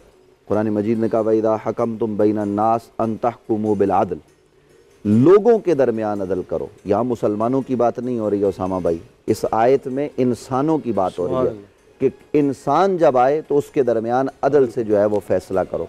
कुरान मजीद फ़ुरक़ान हमीद ने दूसरे मकाम पर कहा या अय्युहल्लज़ीना आमनू, ईमान वालों को खिताब किया, कूनू क़व्वामीन लिल्लाहि शुहदा बिल क़िस्त वला यजरिमन्नकुम शानानु क़ौमिन अला अल्ला तादिलू इदिलू हुवा अक़रबु लित्तक़वा। अदल करेंगे तो हम तक़वे की तरफ बढ़ेंगे। फिर अल्लाह फरमाता है कि मुझसे डरो। अब कुरान मजीद फ़ुरक़ान हमीद की ये आयात नबी अलैहिस्सलाम के फ़रामीन हमें ये बता रहे हैं कि मुआशरा वही आगे बढ़ सकेगा जहाँ अदल होगा। जहाँ अदल का कत्ल हो, इंसाफ का कत्ल हो, वो मुआशरा कभी भी उरूज की तरफ नहीं बढ़ सकता। आक़ा करीम सल्लल्लाहु अलैहि वसल्लम ने अदल को कायम किया है, बल्कि आपने तो इससे ज़्यादा किया। यानी मक्की ज़िंदगी अगर आप देखें तो जिन लोगों ने नबी अलैहिस्सलाम पर मज़ालिम ढहाए थे, नबी अलैहिस्सलाम उनके लिए दुआएं करते रहे। कोई कह सकता है ज़ाहिरी असबाब को कि नबी अलैहिस्सलाम के पास तो इतने लोग नहीं थे कि आप बदला लेते। हुज़ूर अलैहिस्सलाम के पास ज़ाहिरी असबाब तो नहीं थे बदला लेने के, लेकिन जिब्राइल आए थे कि आप कहें तो इस बस्ती को तबाह बर्बाद कर देते। लेकिन नबी अलैहिस्सलाम ने कहा नहीं, मैं देख रहा हूँ कि इनकी नस्ल में लोग मुसलमान हो जाएंगे। आपने उनके लिए हिदायत की दुआ की। लेकिन जब आपके पास ताकत, कुव्वत सब कुछ आ गया, यहीं बैठकर हमने फ़तह मक्का के हवाले से बात की, तो उस दिन नबी अलैहिस्सलाम ने माफ़ कर दिया। ये अदल से आगे की बात है। अदल तो ये था कि जनाब वाशी को कत्ल कर दिया जाता, अदल तो ये था कि मक्का वालों को मार दिया जाता। ये अदल था, ये इंसाफ था। लेकिन नबी अलैहिस्सलाम ने उनको माफ़ किया। और आप अंदाज़ा लगाइए कि हुज़ूर अनवर सल्लल्लाहु अलैहि वसल्लम ने हुनैन का गज़वा हुआ, उसके बाद जब नबी अलैहिस्सलाम ने माल तकसीम करना चाहा, तो ये हदीस में इसलिए अर्ज़ कर रहा हूँ कि अल्लामा शहीदी साहब ने जो बात फरमाई उसको मैं आगे बढ़ाते हुए कि नबी अलैहिस्सलाम ने जब माल तकसीम किया तो जो नौ मुस्लिम थे, जो नए नए आए थे, उनको ज़्यादा दिया और अहले मदीना और दूसरे लोग जो थे उनको नबी अलैहिस्सलाम ने माल कम दिया। तो एक शख्स ने हुजूर अलैहिस्सलाम की बारगाह में कहा, जुबल खवैसरा के नाम से उसका नाम हमें मिलता है, कि आप अदल कीजिए। तो हुजूर तक जब ये बात पहुंची तो नबी अलैहिस्सलाम ने फरमाया, कायनात में मैं अदल नहीं करूंगा तो कौन अदल करेगा। और नबी रहमत सल्लल्लाहु अलैहि वसल्लम ने फिर उसकी बाबत तो कहा, जब साहबा ने कहा हम इसको कत्ल करते हैं, हुजूर ने कहा नहीं, मैं देख रहा हूँ कि इसकी नस्ल में इस तरह के लोग होंगे कि जिनकी गर्दनें बड़ी मोटी मोटी होंगी, जिनके सर इस तरह के होंगे, पेट आगे को निकले होंगे। ए साहबा, वो कुरान पढ़ेंगे, तुम उनके मुकाबले में अपने कुरान को कम समझोगे। वो नमाज पढ़ेंगे, तुम्हारी नमाजें कम नजर आएंगी। वो ये अमाल करेंगे कि तुम हैरान और परेशान हो जाओगे, लेकिन वो तबाह व बर्बाद होंगे, वो जहन्नम में जाएंगे। क्यों? क्योंकि वो लोग आदिल नहीं होंगे, वो नबी अलैहिस्सलाम से मोहब्बत करने वाले नहीं होंगे, वो इस्लाम से रिश्ता सही मानों में उस्तवार नहीं किए होंगे, इसलिए वो तबाह होंगे। और दूसरी तरफ वो सहाबा इकराम अलैहिमुर रिदवान जिनकी नबी अलैहिस्सलाम ने तरबियत की, उन्होंने किस तरह से अदल को जो है वो कायम किया। अभी डॉक्टर फिजा साहिबा ने ये बात कही कि हज़रत सैयदना फारूक आज़म रदी अल्लाह ताला अन्हु, आप साहबी रसूल है ना, और खलीफा दोयम है, दूसरे खलीफा है, तो आपके ज़माने में मुख्तलिफ फुतूहात हुई, तो आपके पास जो कपड़ा यानी दिया गया वो कम था, आपका कद ज़रा तवील था, तो आपके साहबजादे ने कपड़ा दे दिया आपको, और आपने वो कपड़े सिलवा लिए। वो कपड़े पहन के आप खुतबा इरशाद फरमा रहे हैं। उसामा भाई, आप एंकर हैं, डॉक्टर फिजा एंकर है, मैं मौलवी साहब हूँ, हम यहाँ बैठ के बात कर रहे हैं। मैं अगर उनकी बात में उनको टोकूं तो आप गुस्सा होंगे, आपको टोकूं आप गुस्सा होंगे, मुझे अभी आप रोकें तो मुझे गुस्सा आएगा कि यार मैं हदीस पढ़ रहा था, मुझे आपने रोक दिया। फारूक आजम कुरान पढ़ रहे हैं मेंबर पर खड़े होकर, नबी का फरमान पढ़ रहे हैं, और एक शख्स खड़ा हो गया, उसने कहा हम आपकी बात नहीं सुनेंगे। उस वक्त तक जब आप इस बात की वजाहत न कर दें, ये जो लिबास आपने पहना है ये कहां से लाया है। हजरत फारूक आजम ने कहा वो जो माल आया था गनीमत का, उसमें ये कपड़े थे और उससे मैंने सिलवाया। कहा वो जो कपड़ा सबको मिला है वो मुझे भी मिला है, वो आपको पूरा नहीं आ सकता। आप तो तवील कद वाले हैं, ये तो छोटे आदमी कद वाले के लिए है। आप ये इतना पूरा कपड़ा आपने पहना हुआ है, इसकी पहले वजाहत दें। फारूक आजम ने ये नहीं कहा कि इसको बाहर निकाल दो, हालांकि वो एक इशारा करते तो सहाबा नबी अलैहिस्सलाम के गुलाम उस शख्स को बाहर निकाल देते, लेकिन आपने फरमाया नहीं, आपने सवाल किया तो जवाब देना मेरा हक है। नमाज बाद में पढ़ाएंगे, खुतबा बाद में मुकम्मल करेंगे, बुलाओ मेरे बेटे अब्दुल्ला को। हजरत अब्दुल्ला इब्न उमर को बुलाया गया और कहा बेटा बताओ कि ये कपड़े जो मैंने पहन रखे हैं ये कैसे पहन रखे हैं। हजरत अब्दुल्ला इब्न उमर ने लोगों को कहा, लोगों सुनो, मैं नबी अलैहिस्सलाम का शागिर्द हूं, मैं नबी का सहाबी हूं, अब उमर मेरे बाप है। ऐ लोगों सुनो, मैं तुम्हें यह खबर दे रहा हूं कि मुझे जो कपड़ा मिला था मेरे हिस्से का, वो मैंने अपने अब्बा जी को तोहफतन पेश किया, तो इनके कपड़े बन गए। हालांकि इन्होंने गुज़श्ता काफी अरसे से कोई जोड़ा बनाया नहीं और इनके कपड़ों पर 40 से ज्यादा पैबंद लगे हुए थे। मैंने इसरार करके कहा अब्बा जी आप अपने कपड़े बना लें, तो मेरे वालिद ने कपड़े बनाए हैं, अब मैंने तोहफा दिया है तो तुम्हें तोहफे पर भी एतराज है। उस शख्स ने खड़े होकर कहा एतराज नहीं है, अब आप खुतबा दीजिए, हम सुनेंगे, हम इताअत करेंगे, हम फर्माबरदारी करेंगे। पता ये चला कि उस जमाने में हुक्मरान फारूक आजम हो, जिसके नाम से कैसरो कसरा लर्जते हो, उससे सवाल किया जा सकता है। तो आज क्या आप इख्तियार, आप यानी अगर खलीफा वक्त से सवाल हो रहा है, उस वक्त के खलीफा से सवाल खलीफा हो से रहा है। आज आप अपना प्रोग्राम करते हैं, पता चला या ऐसा नहीं चलेगा, उसमें आप किसी वजीर को बुलाएं, थोड़ा सा तल्ख सवाल कर दें, तो आपका क्या हाल करते, क्या आपके साथ वो रवैया रखते हैं, कितने आपको जो है ना वो वहां मसाइल का सामना करना पड़ता है। अगर वजीर दाखिला है तो वो कहेगा सर मैंने सिर्फ जो है ना वो आपको अकेले में इंटरव्यू देना है, चूंकि मैं एक बड़े ओहदे पर हूं, मेरी बराबरी में कोई नहीं बैठ सकता। वजीर खारजा अकेले में देगा, प्राइम मिनिस्टर अकेले में देगा, प्रेसिडेंट अकेले में देगा। आज पार्टी का सरबरा अकेला इंटरव्यू देता है या नहीं देता? उनकी शराइत होती है या नहीं होती? ये शराइत फारूक आजम के यहां नहीं थी, ये रियासत मदीना में नहीं था।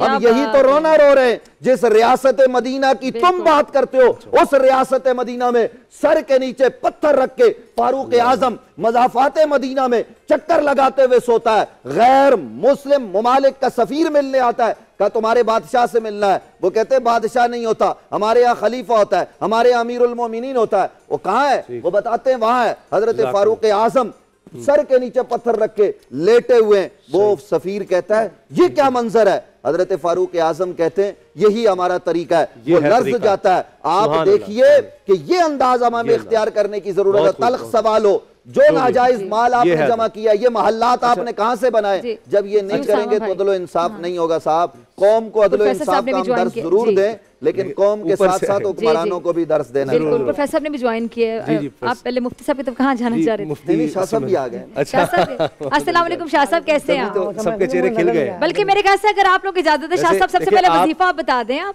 अदलो इंसाफ के लिए कोई वजीफा, क्योंकि टॉपिक से रिलेटेड मैं कहती हूँ कि वजीफा होना चाहिए ताकि रहनुमाई हो। आप तशरीफ लाए हैं तो अब हमें यहाँ अदल नजर आ रहा है। इसके लिए तो सबसे बड़ी चीज़ जो है खौफ खुदा है।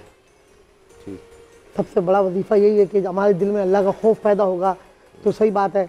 हम लोग लोगों के सामने मुअज़्ज़िज़ होते हैं, क्या हम बीवी बच्चों के साथ भी इंसाफ कर रहे हैं या नहीं? सही बात। मैंने देखा माशरे में हम बहुत बाहर मीठे होकर मिलते हैं, बड़ा अच्छा अखलाक है, घर में बीवी को दबा के रखते हैं, झाड़ते हैं। ये तो बंदे का दोहरा मयार हो गया ना, आप डुअल फेस्ड हो गए, आपका घर में और तरीका है। घर में बीवी से आदमी डरता है, वहाँ क्या होगा? अच्छा, अदल के हवाले से एक और बात, ये आपकी बेसिकली पर्सनल बात है, लेकिन सबको पता है कि आपकी 2 शादी हैं और माशाल्लाह 2 शादियों में जो अदल कर ले ये भी बड़ी बात होती है। हजरत एक तो ये है कि मैं आपकी तारीफ कर रही हूँ शाह जी, आप ये ना समझे कि मैं उनसे माजरत भी करता रहता हूँ। सीधी बात है। और मैं उनसे अपने, कितनी प्यारी बात है ना, मतलब जिस शख्स की 2 बीवियां होंगी वो अदल मतलब कायम करना है, तभी तो चल रहे हैं ना 2 घर। देखिए अगर वो सुन भी रही हूँ, वैसे मैं दोनों अपनी बेगमात से जो है वो अपने हुकूक, मैंने एडवांस में माफ़ी मांगी है कि भाई मैं कोई हुकूक पामाल कर दूं, कोई नाइंसाफी हो जाए तो मुझे अल्लाह की रिजा के लिए माफ कर दे, क्योंकि बरकत दे। इनके साथ अगर आप कहें तो हम अदल कर लें जरा, बाकी भी सवाल पूछ। अदल इंसाफ होना चाहिए। तहरीक इंसाफ आई थी कि हम गरीब के साथ इंसाफ करें। खुदा की कसम गरीब पिस गया। आप एंकर हैं, आप तो खुदा की कसम बहुत बुरे हालात हैं। ये आए थे, हम हकीकत भी बोलने से शर्मा रहे होते हैं। मैं कह रहा हूँ इमरान खान साहब को गैरत का मुजाहरा करते हुए इस्तीफा दे देना चाहिए। गरीब पिस रहा है, खुशी हो रही है, वाकई नहीं है। खुदा की सब बहुत बुरे हालात है। पता नहीं हमारे दीगर मैं किसी सियासी या मजहबी तंजीम का नुमाइंदा नहीं, मेरे पास किसी सियासी या मजहबी तंजीम का ओहदा नहीं। मेरी सिर्फ गुजारिश है, हाथ जोड़ के, बहुत बुरे हालात है मुल्क के, खुदा की कसम। पता नहीं हमारे प्राइम मिनिस्टर को चाहिए वो रोडों पे निकले, गलियों में आए। पिछले दिनों उनकी वीडियो आई थी निकलने की, आपने वैसे आज वजीफा नहीं बताया, लेकिन हम कोशिश करेंगे फिर भी आपकी तरफ आएंगे। प्रोफेसर साहब, अदल व इंसाफ के हवाले से फरमाइएगा, घर में ख़ास तौर पर, क्योंकि जो लोग देख रहे हैं हर एक को ये नहीं कि कचहरी में जाना है, माशरे में, घरों में भी और फिर माशरे में। बिस्मिल्लाह वस्सलातु वस्सलाम अला रसूलिल्लाह व अला आलिहि व सहाबी अजमाइन व बाद। उलमा ने बड़ी अच्छी गुफ्तगू की। ये आप समझ लीजिए कि कायनात का निज़ाम अदल पर कायम है। अगर इस अदल में बेतवाज़नी पैदा हो जाए, कायनात का निज़ाम कभी नहीं होगा। सूरज अपने वक्त पर तुलू होता है, रात अपने वक्त पर आती है। आम जिस जगह भी देखें एक अदल है, अदल है। इसी तरह इंसानी मुआशरा भी अदल पर कायम रह सकता है। और जिस मुआशरे में अदल नहीं होगा उस मुआशरे में अनारकी होगी, बेकली होगी, बेचैनी होगी। जब अदल नहीं होगा निज़ाम धर्म भरम हो जाएगा, लोग कानून अपने हाथ में ले लेंगे। नतीजा ये होगा हुकूमत ख़त्म हो जाएगी। सबसे पहला काम यह है कि अदल कायम किया जाए। रसूल अकरम सल्लल्लाहु अलैहि वसल्लम फरमाते उमिरतु लिअअदिला बैनकुम, मेरे अल्लाह ने मुझे हुक्म दिया मैं तुम्हारे जो अदल कायम करूँ। अदल ये है कि हर साहिब हक को उसका हक मिल जाए, मुजरिम को उसके जुर्म पर फ़ौरन सज़ा मिले, ये अदल है। जब मुजरिम को उसके जुर्म पर फ़ौरन सज़ा नहीं मिलती, ये जुल्म है। और वो मजलूम जिस पर उस शख्स ने जुल्म किया वो उसका अपनी खुद बदला लेना चाहेगा। नतीजा ये होगा निज़ाम धर्म भरम हो जाएगा। इसलिए रसूल अकरम सल्लल्लाहु अलैहि वसल्लम ने फरमाया, जब बनु मखजूम की वो औरत जिसने चोरी की थी और उसका मामला नबी करीम सल्लल्लाहु अलैहि वसल्लम के सामने पेश हुआ, आपने उसके हाथ काटने का हुक्म दिया। बनु मखजूम के लोग बड़े बेचैन हुए, ये तो हमारी बेइज्जती है, हमारी इज्जत नहीं रहेगी, हम जलील हो जाएंगे, हमारी औरत का हाथ काट दिया जाए। अब लगे कि अल्लाह के रसूल के सामने कौन सिफारिश करे, कि अल्लाह के रसूल से ये कहा जाए या रसूल ये हुक्म नाफिज ना कीजिए। बहुत सोचो विचार के बाद हज़रत उसामा बिन ज़ैद के पास पहुँचे, लेकिन उसामा बिन ज़ैद काना हिब्ब रसूलिल्लाह, रसूल अकरम से बड़ा प्यार करते थे। तो रसूल अकरम से उसामा के पास पहुँचे, उसामा रसूल अकरम के पास गए। जब उसामा ने कहा बड़ी मखजूम औरत के बारे में अपने सिफारिश की, रसूल अकरम सल्लल्लाहु अलैहि वसल्लम गज़बनाक हो गए। फरमाने लगे उसामा अतशफ़ फ़ी हुदूदिल्लाह, तुम अल्लाह की हद के बारे में सिफारिश करते हो? अतशफ़ फ़ी हुदूदिल्लाह, ये नहीं होगा, नहीं होगा। वल्लाहि लौ काल फातिमा बिन्त मोहम्मद सरक़त लक़तात हो जाता, अगर मेरी बेटी फातिमा में चोरी करती मैं उसका हाथ काट देता। और फिर फरमाया आपने ये कलिमात तारीख की जबीन पर सुनहरी हरूफ से लिखे जा चुके हैं।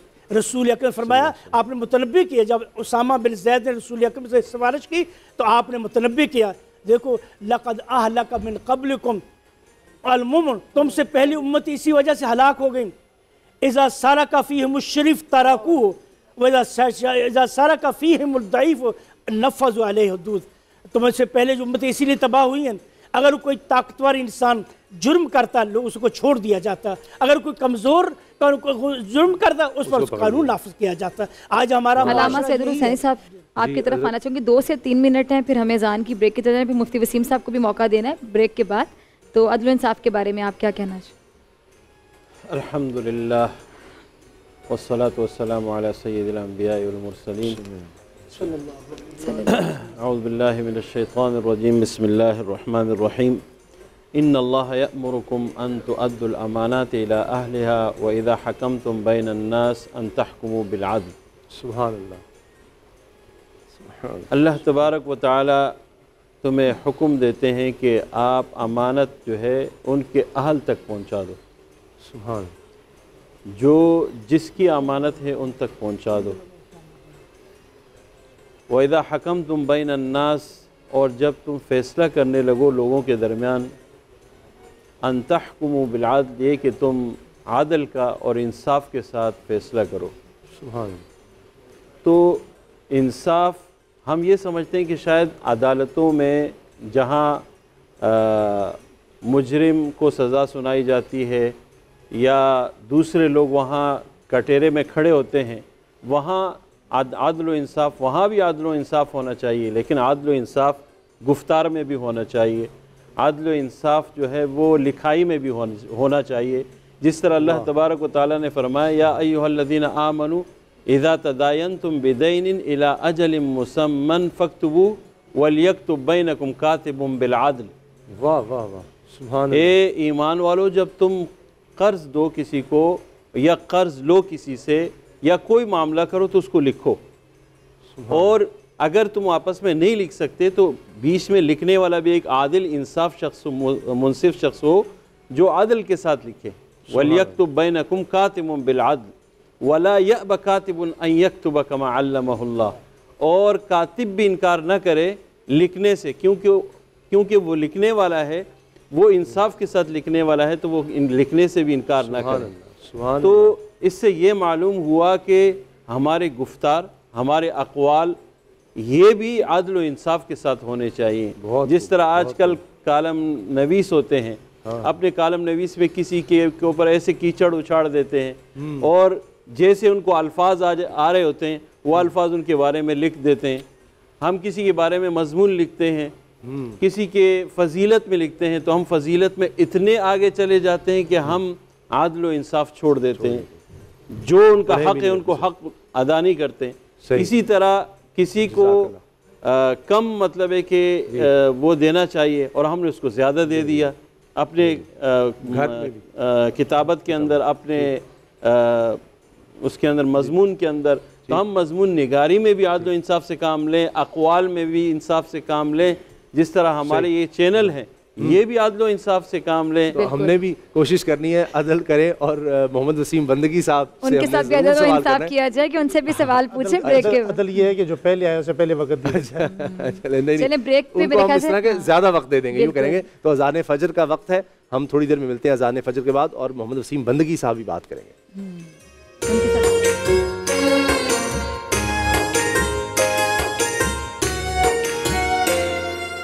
अल्लाहु अकबर अल्लाहु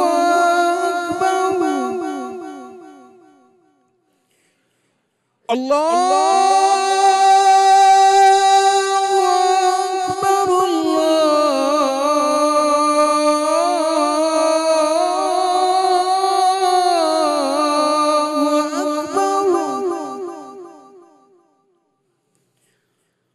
अशहदु अन ला इलाहा इल्लल्लाह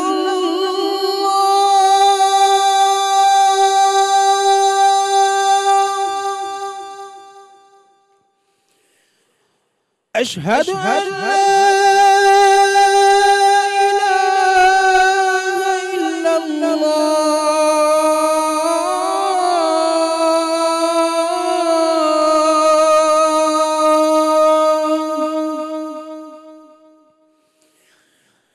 أشهد أن محمدًا رسول الله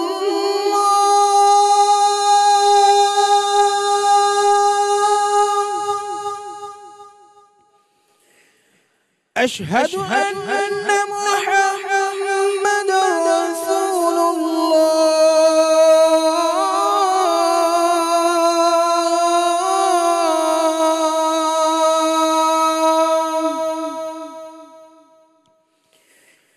حي على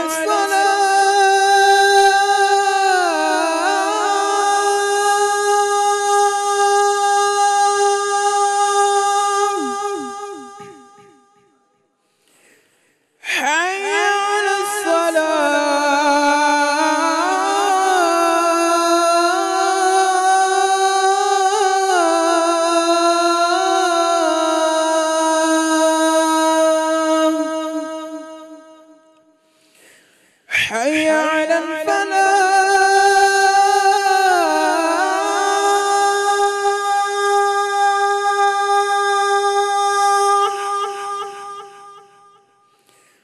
حي على الفلاح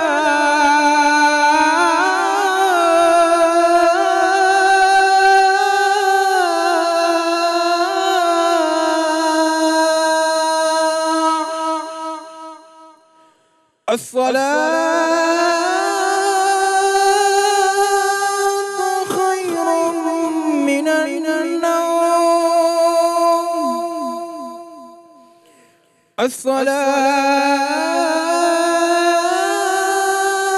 الصلاة خير من النوم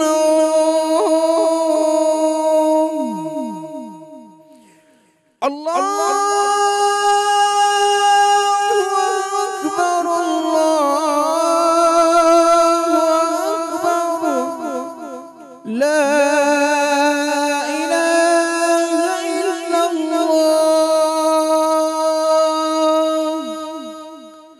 اللهم رب هذه الدعوة التامة والصلاة القائمة آت محمدا الوسيلة والفضيلة والدرجة الرفيعة وبعثه مقاما محمودا الذي وعدته وارزقنا شفاعته يوم القيامة إنك لا تخلف الميعاد.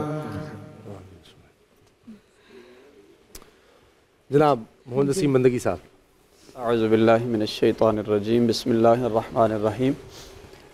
हज़रत अब्दुल्ला बिन अब्बास रदी अल्लाह ताला अन्हु रिवायत फरमाते हैं, नबी अकरम सल्लल्लाहु अलैहि वसल्लम ने इरशाद फरमाया कि एक दिन अदल के साथ हुक्मरानी करना 60 साल की इबादत से बेहतर है और अल्लाह की हुदूद में से एक हद का ज़मीन पर कायम करना 40 दिन की नफ़ा आवर बारिश से ज़्यादा बेहतर है। इमाम आदिल नबी पाक सल्लल्लाहु अलैहि वसल्लम ने फरमाया कि क़यामत वाले दिन अल्लाह रब्बुल आलमीन उसे अपने अर्श के साए में जगह अता फरमाएगा। अल्लाह अकबर। हुज़ूर फरमाते हैं, जब तक बंदा इंसाफ के साथ कायम करता है तो अल्लाह की ताईद उसके साथ होती है, और जैसे ही वो इंसाफ का दामन छोड़ता है तो शैतान उसके साथ चिमट जाता है। अल्लाह। अदल व इंसाफ और मुसावात, इसका मतलब ये है कि कानून और उसूल और ज़वाबित जो तय किए जाते हैं उसमें तमाम इंसान बराबर हों। ये है अदल व इंसाफ का मतलब। ये मतलब नहीं है कि सारे लोग बराबर हो गए, क्योंकि लोग बराबर नहीं होते हैं। लोग तो अपने अपने अलग अलग मकाम रखते हैं, कोई छोटा है कोई बड़ा है, अंबिया हैं, फिर सहाबा हैं, औलिया हैं, सबके अलग अलग मकाम हैं। लेकिन जो कानून है और उसूल है उसमें सबका बराबर होना, किसी को इस्तिस्ना ना मिलना, इसका नाम है अदल व इंसाफ। नबी पाक सल्लल्लाहु अलैहि वसल्लम ने इसको अमली तौर पर नाफिज करके दिखाया, ताकि कानून में और उसूल में किसी को इस्तिस्ना न दिया जाए, किसी की क़राबतदारी का लिहाज न किया जाए और किसी के साथ ताल्लुकात का लिहाज न किया जाए, किसी के मनसब का लिहाज न किया जाए। ग़ज़वा बदर के मौका पर ऐसा हुआ कि जो लोग कुफ़ार की तरफ से कैदी बन गए थे उनमें हुजूर के चचा भी थे, हज़रत अब्बास रदी अल्लाह ताला अन्हु। और तय ये पाया कि इन कैदियों को छोड़ा जाएगा तो इनसे फ़िदिया लिया जाएगा और 4000 दिरहम फ़िदिया मुकर्रर किया गया। लेकिन जो लोग उमरा की लिस्ट में आते थे उनका फ़िदिया उससे भी ज़्यादा बढ़ाया गया। तो जो अंसार सहाबा थे वो हुजूर के पास आए, आकर अर्ज़ करने लगे कि अल्लाह के रसूल, जो आपके चचा हैं, यानी वो फ़र्त मोहब्बत में ये बात करने लगे कि अगर इनके साथ कोई रियायत हो जाए या इनसे कम फ़िदिया ले लिया जाए या न लिया जाए, आपका लिहाज करते हुए, हुजूर अलैहिस्सलाम ने फरमाया कि ये उमरा में आते हैं, इनका फ़िदिया 4000 से भी ज़्यादा लिया जाए। यानी नबी पाक सल्लल्लाहु अलैहि वसल्लम ने अमली तौर पर यह करके दिखाया। पहले अपनी क़राबतदारी से शुरू किया ताकि लोगों को ये पता चल जाए कि नबी मुहतरम सल्लल्लाहु अलैहि वसल्लम किसी के साथ इस्तिस्ना नहीं फरमाते हैं। फिर आपने उन लोगों में भी इस्तिस्ना नहीं फरमाया जिन्होंने कोई बड़ा काम किया। बाज़ दफ़ा ऐसा भी होता है कि कोई शख्स बड़ा काम करे, चाहे वो आपके लिए करे, इदारे के लिए करे या मुल्क के लिए करे, उसको भी हम किसी चीज़ में इस्तिस्ना दे देते हैं। लेकिन हुजूर अलैहिस्सलाम ने इससे भी मना फरमाया। जब फ़तह मक्का हुई तो उसके बाद ताइफ को जब फ़तह किया गया तो ताइफ का काफ़ी दिन तक जो है हिसार किया गया, उसको फ़तह नहीं कर पाए। हुजूर अलैहिस्सलाम ने फरमाया वापस चलते हैं। एक सहाबी आए जो बड़े जी हैसियत सहाबी थे, उनका एक नाम था, सखरा नामी सहाबी थे। उन्होंने अपना असर रसूख इस्तेमाल करते हुए ताइफ को फ़तह कर लिया और उन्हें रजामंदी पर ले आए कि वो हुजूर अलैहिस्सलाम के साथ मुज़ाकरात करें। अच्छा, जब ये ताइफ फ़तह हो गया तो ज़ाहिर है इसका क्रेडिट उनको गया, लेकिन उन्हीं लोगों में से कुछ लोग इनके खिलाफ शिकायत लेकर आ गए। एक ने आकर कहा कि इन्होंने मेरे कुएं पर कब्जा किया हुआ है, अब तो हम मुसलमान हो गए, हमें वापस दिलाया जाए। हुजूर अलैहिस्सलाम ने फरमाया भाई कुआं वापस करो। एक और सहाबी आगे, उन्होंने कहा कि इन्होंने मेरी फुप्पी को अपने कब्जे में रखा हुआ है, मुझे वापस दिलवाया जाए। हुजूर ने फरमाया भाई वापस कर दें। तो नबी पाक सल्लल्लाहु अलैहि वसल्लम के ये बेलाग फैसले उनको कबूल करने पड़े। यानी हुजूर अलैहिस्सलाम ने अदल व इंसाफ में इस बात की कोई रियायत नहीं की। हमारे यहाँ एक चीज़ बहुत ज़्यादा है हमारे मुल्क के अंदर, हमारे मुल्क के अंदर जो ओहदों पर फाइज लोग हैं, अदालतों से आम लोगों को बड़ी महरूमी का सामना है कि उन लोगों को फ़ौरन बेल भी मिल जाती है, इस्तिस्ना भी मिल जाता है, एक दिन में ऑर्डर भी आ जाता है। लेकिन आम लोग ऐसे हैं कि वो धक्के खाते खाते, ऐसा भी हुआ कि बाज़ लोगों का इंतकाल हो गया और बाद में उनके हक़ में फ़ैसला हुआ, वो जेल में सड़ गए। नबी पाक सल्लल्लाहु अलैहि वसल्लम ने हमें ऐसा निज़ाम नहीं दिया है, उमर फ़ारूक ने ऐसा अदल हमें नहीं दिया है। हज़रत उमर फ़ारूक रज़ी अल्लाह ताला अन्हु एक मरतबा अदालत में गए, आपका अपना केस था, आप अमीरुल मोमिनीन थे, हज़रत उबई बिन काब के साथ आपका झगड़ा था। आप जब अदालत में गए तो उस अदालत के काजी थे हज़रत ज़ैद बिन साबित रज़ी अल्लाह ताला अन्हु। जब आप अदालत में हाजिर हुए तो ज़ैद बिन साबित आपके अदब एहतराम में खड़े हो गए। आपने फ़ौरन फरमाया कि ये तो जुल्म है, जब तुम मेरी तरफदारी में खड़े हो गए तो जो फरीक मुखालिफ है उस पर तो प्रेशर चला जाएगा। फिर उसके बाद जब फैसला होने लगा तो उस फैसले में ऐसा हुआ कि जो उबई बिन काब थे उनके पास कोई गवाह नहीं था और आपको भी अपनी चीज़ साबित करने के लिए आपके पास कोई सबूत नहीं था। तो फैसला यहाँ पहुँचा कि आपको कसम उठानी पड़ेगी। तो उमर फारूक रज़ी अल्लाह ताला अन्हु को कसम उठानी है। ज़ैद बिन साबित ने यहाँ पर भी थोड़ी सी लचक दिखाई, वो कहने लगे उबई बिन काब से कि आप ऐसा करो, अमीरुल मोमिनीन है, इनसे कसम ना उठाओ, इनके मर्तबे का लिहाज करो। उमर फारूक रज़ी अल्लाह ताला अन्हु ने फरमाया कि यहाँ भी आपने जुल्म किया है, अगर आप जैसे लोग अदालत में बैठेंगे तो लोगों को इंसाफ नहीं मिल सकेगा। तो इंसाफ का तकाजा ये है जिसमें सारे लोग बराबर हो जाएं, न वज़ीर आज़म को इस्तिस्ना मिले, न सदर को इस्तिस्ना मिले, न किसी और शख्स को इस्तिस्ना मिले, क्योंकि इस्लाम में किसी के लिए इस्तिस्ना नहीं है। प्रोफेसर साहब ने जो हदीस पाक का हवाला दिया, जब नबी मोहतरम सल्लल्लाहु अलैहि वसल्लम अपने अहले बैत के लिए फरमाते हैं उनके लिए इस्तिस्ना नहीं, तो कायनात में कोई दूसरा कैसे हो सकता है जिसके लिए इस्तिस्ना? ठीक है जी, चले हम भी इंसाफ का तकाजा पूरा करते हैं और शाह साहब से दुआ। एक बात अर्ज करना चाह रहा हूँ कि मुफ्ती साहब ने जो अहदीस पढ़ी वो बिल्कुल अपनी जगह पर सब दुरुस्त है, हमें किसी का इनकार नहीं है। जो हदीस सैयदा के हवाले से है वो भी हमारी किताबों में मौजूद है। सैयदा के हवाले से हम ये तसव्वुर भी नहीं कर सकते ये उम्मत की तालीम के लिए है। और दूसरा जो हज़रत अब्बास बिन अब्दुल मुत्तलिब के हवाले से बात हुई, चूँकि मैं अब्बासी हूँ तो अहले मदीना क्यों गए ये मैं अर्ज़ कर रहा हूँ। जो अंसारी थे वो इसलिए गए, वो जानते थे कि जो बैत उक़बा ऊला और सानिया हुई थी वो मुआहदे और नबी अलैहिस्सलाम की हिजरत का मुआहदा भी हज़रत अब्बास ने लिखा था और इन्होंने अपना ईमान छुपा के रखा हुआ था, क्योंकि नबी अलैहिस्सलाम ने ज़ाहिर करने का हुक्म नहीं दिया था। बदर की खबर भी इन्होंने दी थी। तो ये चीज़ें भी हमें पेश नज़र रखनी चाहिए कि जो अंसार उनसे मोहब्बत करते थे उनके पेश नज़र नबी की रिश्तेदारी ही नहीं थी, वो उनके साथ किए हुए मुआहदे भी थे। तो ये चीज़ें हमें नबी अलैहिस्सलाम के कुछ लोग ऐसे थे कि जो शाह साहब से भी हमने एक मुआहदा किया हुआ है कि दुआ के लिए उनकी तरफ जरूर आएंगे। दुआ से पहले छोटा सा कोई वजीफा भी बताना चाह रहे थे, तो वो मैंने कहा आपका मेरा मुआहदा भी ना शाह साहब से, वो भी हमें पूरा करना है। हमने ब्रेक में कहा था कि आपसे वजीफा भी लेंगे क्योंकि वो रह गया था। बिल्कुल, जिनको इंसाफ नहीं मिल रहा उनके लिए वजीफा, उसके बाद अदालतों के बेचारे धक्के खा रहे हैं और खासतौर पर जेलों में जो बेगुनाह कैदी है वो भी या उनके घर वाले ये वजीफा पढ़ सकते हैं कि अगर जहाँ इंसाफ ना हो रहा हो, जुल्म हो रहा हो, अल्लाह के 4 नाम है, या अलीयो, या अजीमो, या हलीमो, या अलीम। दुआ हिज़्बुल बहर एक वजीफ़ा है, उसके शुरू में ही अल्लाह रब्बुल इज़्ज़त के अस्माए अज़ीमा है। ठीक, और आसानी कर लेते हैं, या अल्लाह, या अलीयो, या अजीमो, या हलीमो, या अलीम। 5 नाम है, या अल्लाह, या अलीयो, या अजीमो, या हलीमो, या अलीमो, 5 नाम है। इनको आप रोज़ाना 1100 बार पढ़ लें, इंशाअल्लाह इसकी बरकतें जो बेगुनाह कैदी जेलों में है अल्लाह के फजल से उनको रिहाई मिल जाएगी। बल्कि इसके कई वाक़यात हैं जो अल्लाह के इन मुबारक अस्मा का विर्द करते हैं। अल्हम्दुलिल्लाह ऐसा भी हुआ है कि किसी को जो है वो बेगुनाह को बेचारे को जो है सजाए मौत का ऑर्डर हुआ और फिर वो अल्लाह के करम से, अल्लाह के फजल से, इन अस्मा अज़ीमा की बरकत से असलाफ ने वाक़या लिखे हैं कि माशाल्लाह अल्लाह ने उनको बाइज़्ज़त बरी कर दी। इन्हीं नामों की बरकत से दुआ। बिस्मिल्लाहिर्रहमानिर्रहीम। जज़ल्लाहु अन्ना सय्यदना व मौलाना मुहम्मदन सल्लल्लाहु अलैहि वसल्लम मा हुवा अहलुहु। या अल्लाह, या अलीयो, या अज़ीमो, या हलीमो, या अलीम, अंत रब्बी व इल्मुका हस्बी फनिअमर रब्बु रब्बी व निअमल हस्बु हस्बी तंसुरु मन तशा व अंतल अज़ीज़ुर रहीम। अल्लाहुम्मा रब्बि ग़फिर वरहम व अंत खैरुर राहिमीन। ऐ करीम परवरदिगार, जहन्नम से आज़ादी का अशरा है। ऐ अल्लाह, हम गुनाहगारों पर जहन्नम की आग को ठंडा कर दे। आमीन। अल्लाहुम्मा अजिरना मिनन नार, अल्लाहुम्मा अजिरना मिनन नार, अल्लाहुम्मा अजिरना मिनन नार।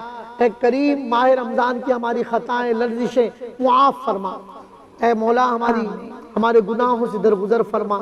माह रमज़ान की हमारी इबादत, रोज़े, तरावी, तिलावत कुरान, सदक़ात अपनी पाक बुलंद बारगाह में कबूल फरमा ले।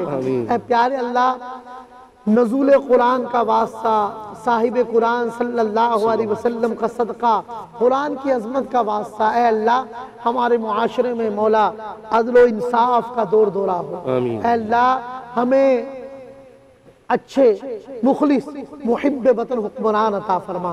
जो मुखलिस है अल्लाह उनको तरक्की और उरूज अता फरमा। ऐ मौला करीम, पाकिस्तान को ता क़यामत सलामत रख, पाकिस्तान के दुश्मनों को नाकाम और मरदूद कर।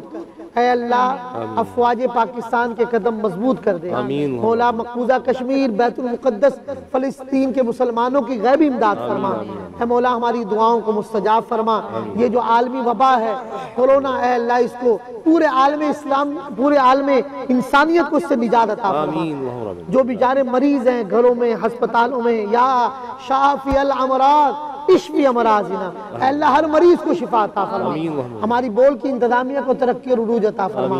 सुब्हान रब्बिका रब्बिल इज्जति अम्मा यसिफून व सलामुन अलल मुरसलीन वल्हम्दुलिल्लाहि रब्बिल आलमीन। और इसी के साथ हमें इजाज़त दीजिए, आपसे मुलाकात होगी इंशाअल्लाह इफ्तार की नशरियात में। लेकिन जाने से पहले आपको छोड़े जाएंगे यासिर सौरवर्दी की नात के साथ। आँखों में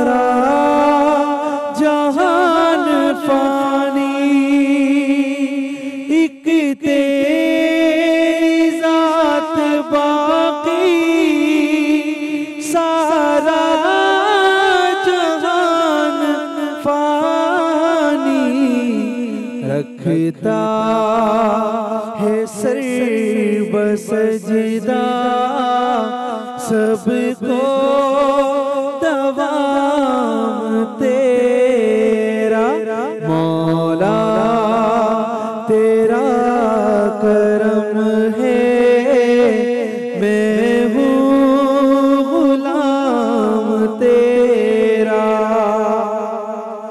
गुन तेरे गा रहे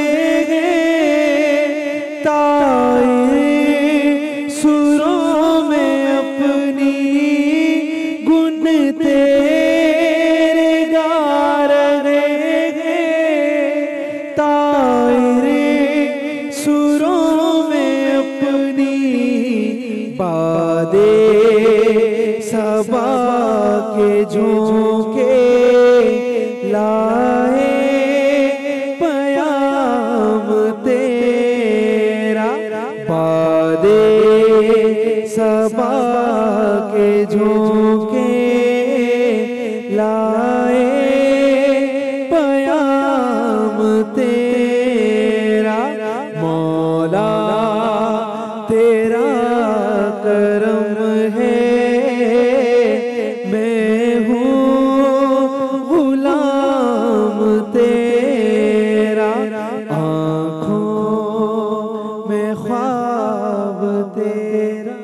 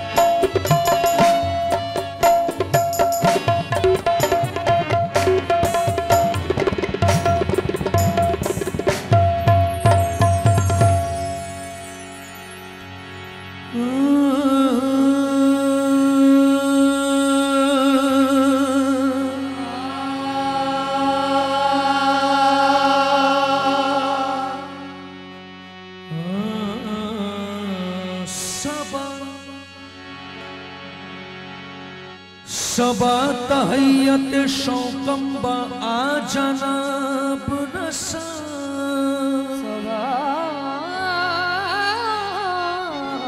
तहैयत शौकम बा जनाब रसा हदीस ज़र्रे मिस्की बा आफ़ताब आफ़ताब रसा हदीस मिस्की बाफ़ताब रसा दरा दरा मकाम के आराम गाहे अक़दस ऊ ज़िमी बेबो से सलाम मने खराब रसा तनम परसूदा जपना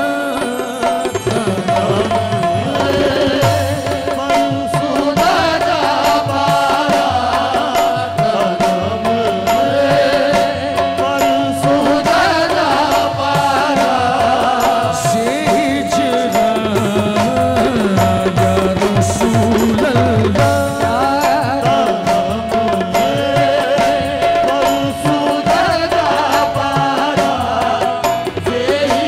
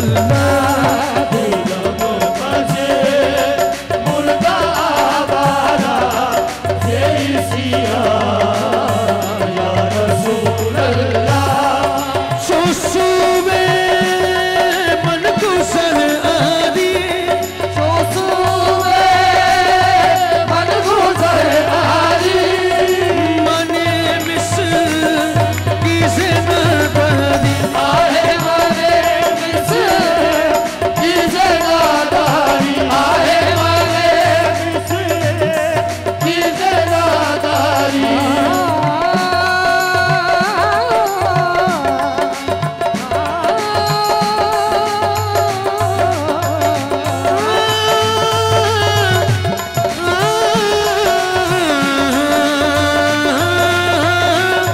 सोसूवे मन गुजर आदि मने मिस की ज़िंदगी फिदाए नक्शे नालैनत फिदाए नक्शे नालैनत पूनम जा या रसूल अल्लाह फिदाए नक्शे नालैनत पूनम जा या रसूल अल्लाह फिदाए नक्शे नालैनत पूनम जा या रसूल अल्लाह सरकार के इन कदमों पे दो नैन तसद्दुक सरकार के इन कदमों पे दो नैन तसद्दुक सरकार के इन कदमों पे दो नैन तसद्दुक दो नैन तो क्या चीज है दो नैन तसद्दुक दो नैन तो क्या चीज है दो नैन तसद्दुक सरकार के इन कदमों पे ये जान तसद्दुक सरकार के इन कदमों पे जान तसद्दुक ये जान तो क्या चीज है ईमान तसद्दुक फिदाए नक्शे नालैनत फिदाए नक्शे नालैनत फिदाए नक्शे नालैनत फिदाए नक्शे नालैनत फिदाए नक्शे नालैनत मिले जो रखने को सर पर मुझे ना लेने हबीब मिले हैं जो रखने को सर पर मुझे ना लेने हबीब मिले हैं जो रखने को सर पर मुझे ना लेने हबीब कसम खुदा की कोई मुझसे ताजदार नहीं फिदाए नक्शे नालैनत फिदाए नक्शे नालैनत फिदाए नक्शे नालैनत फिदाए नक्शे नालैनत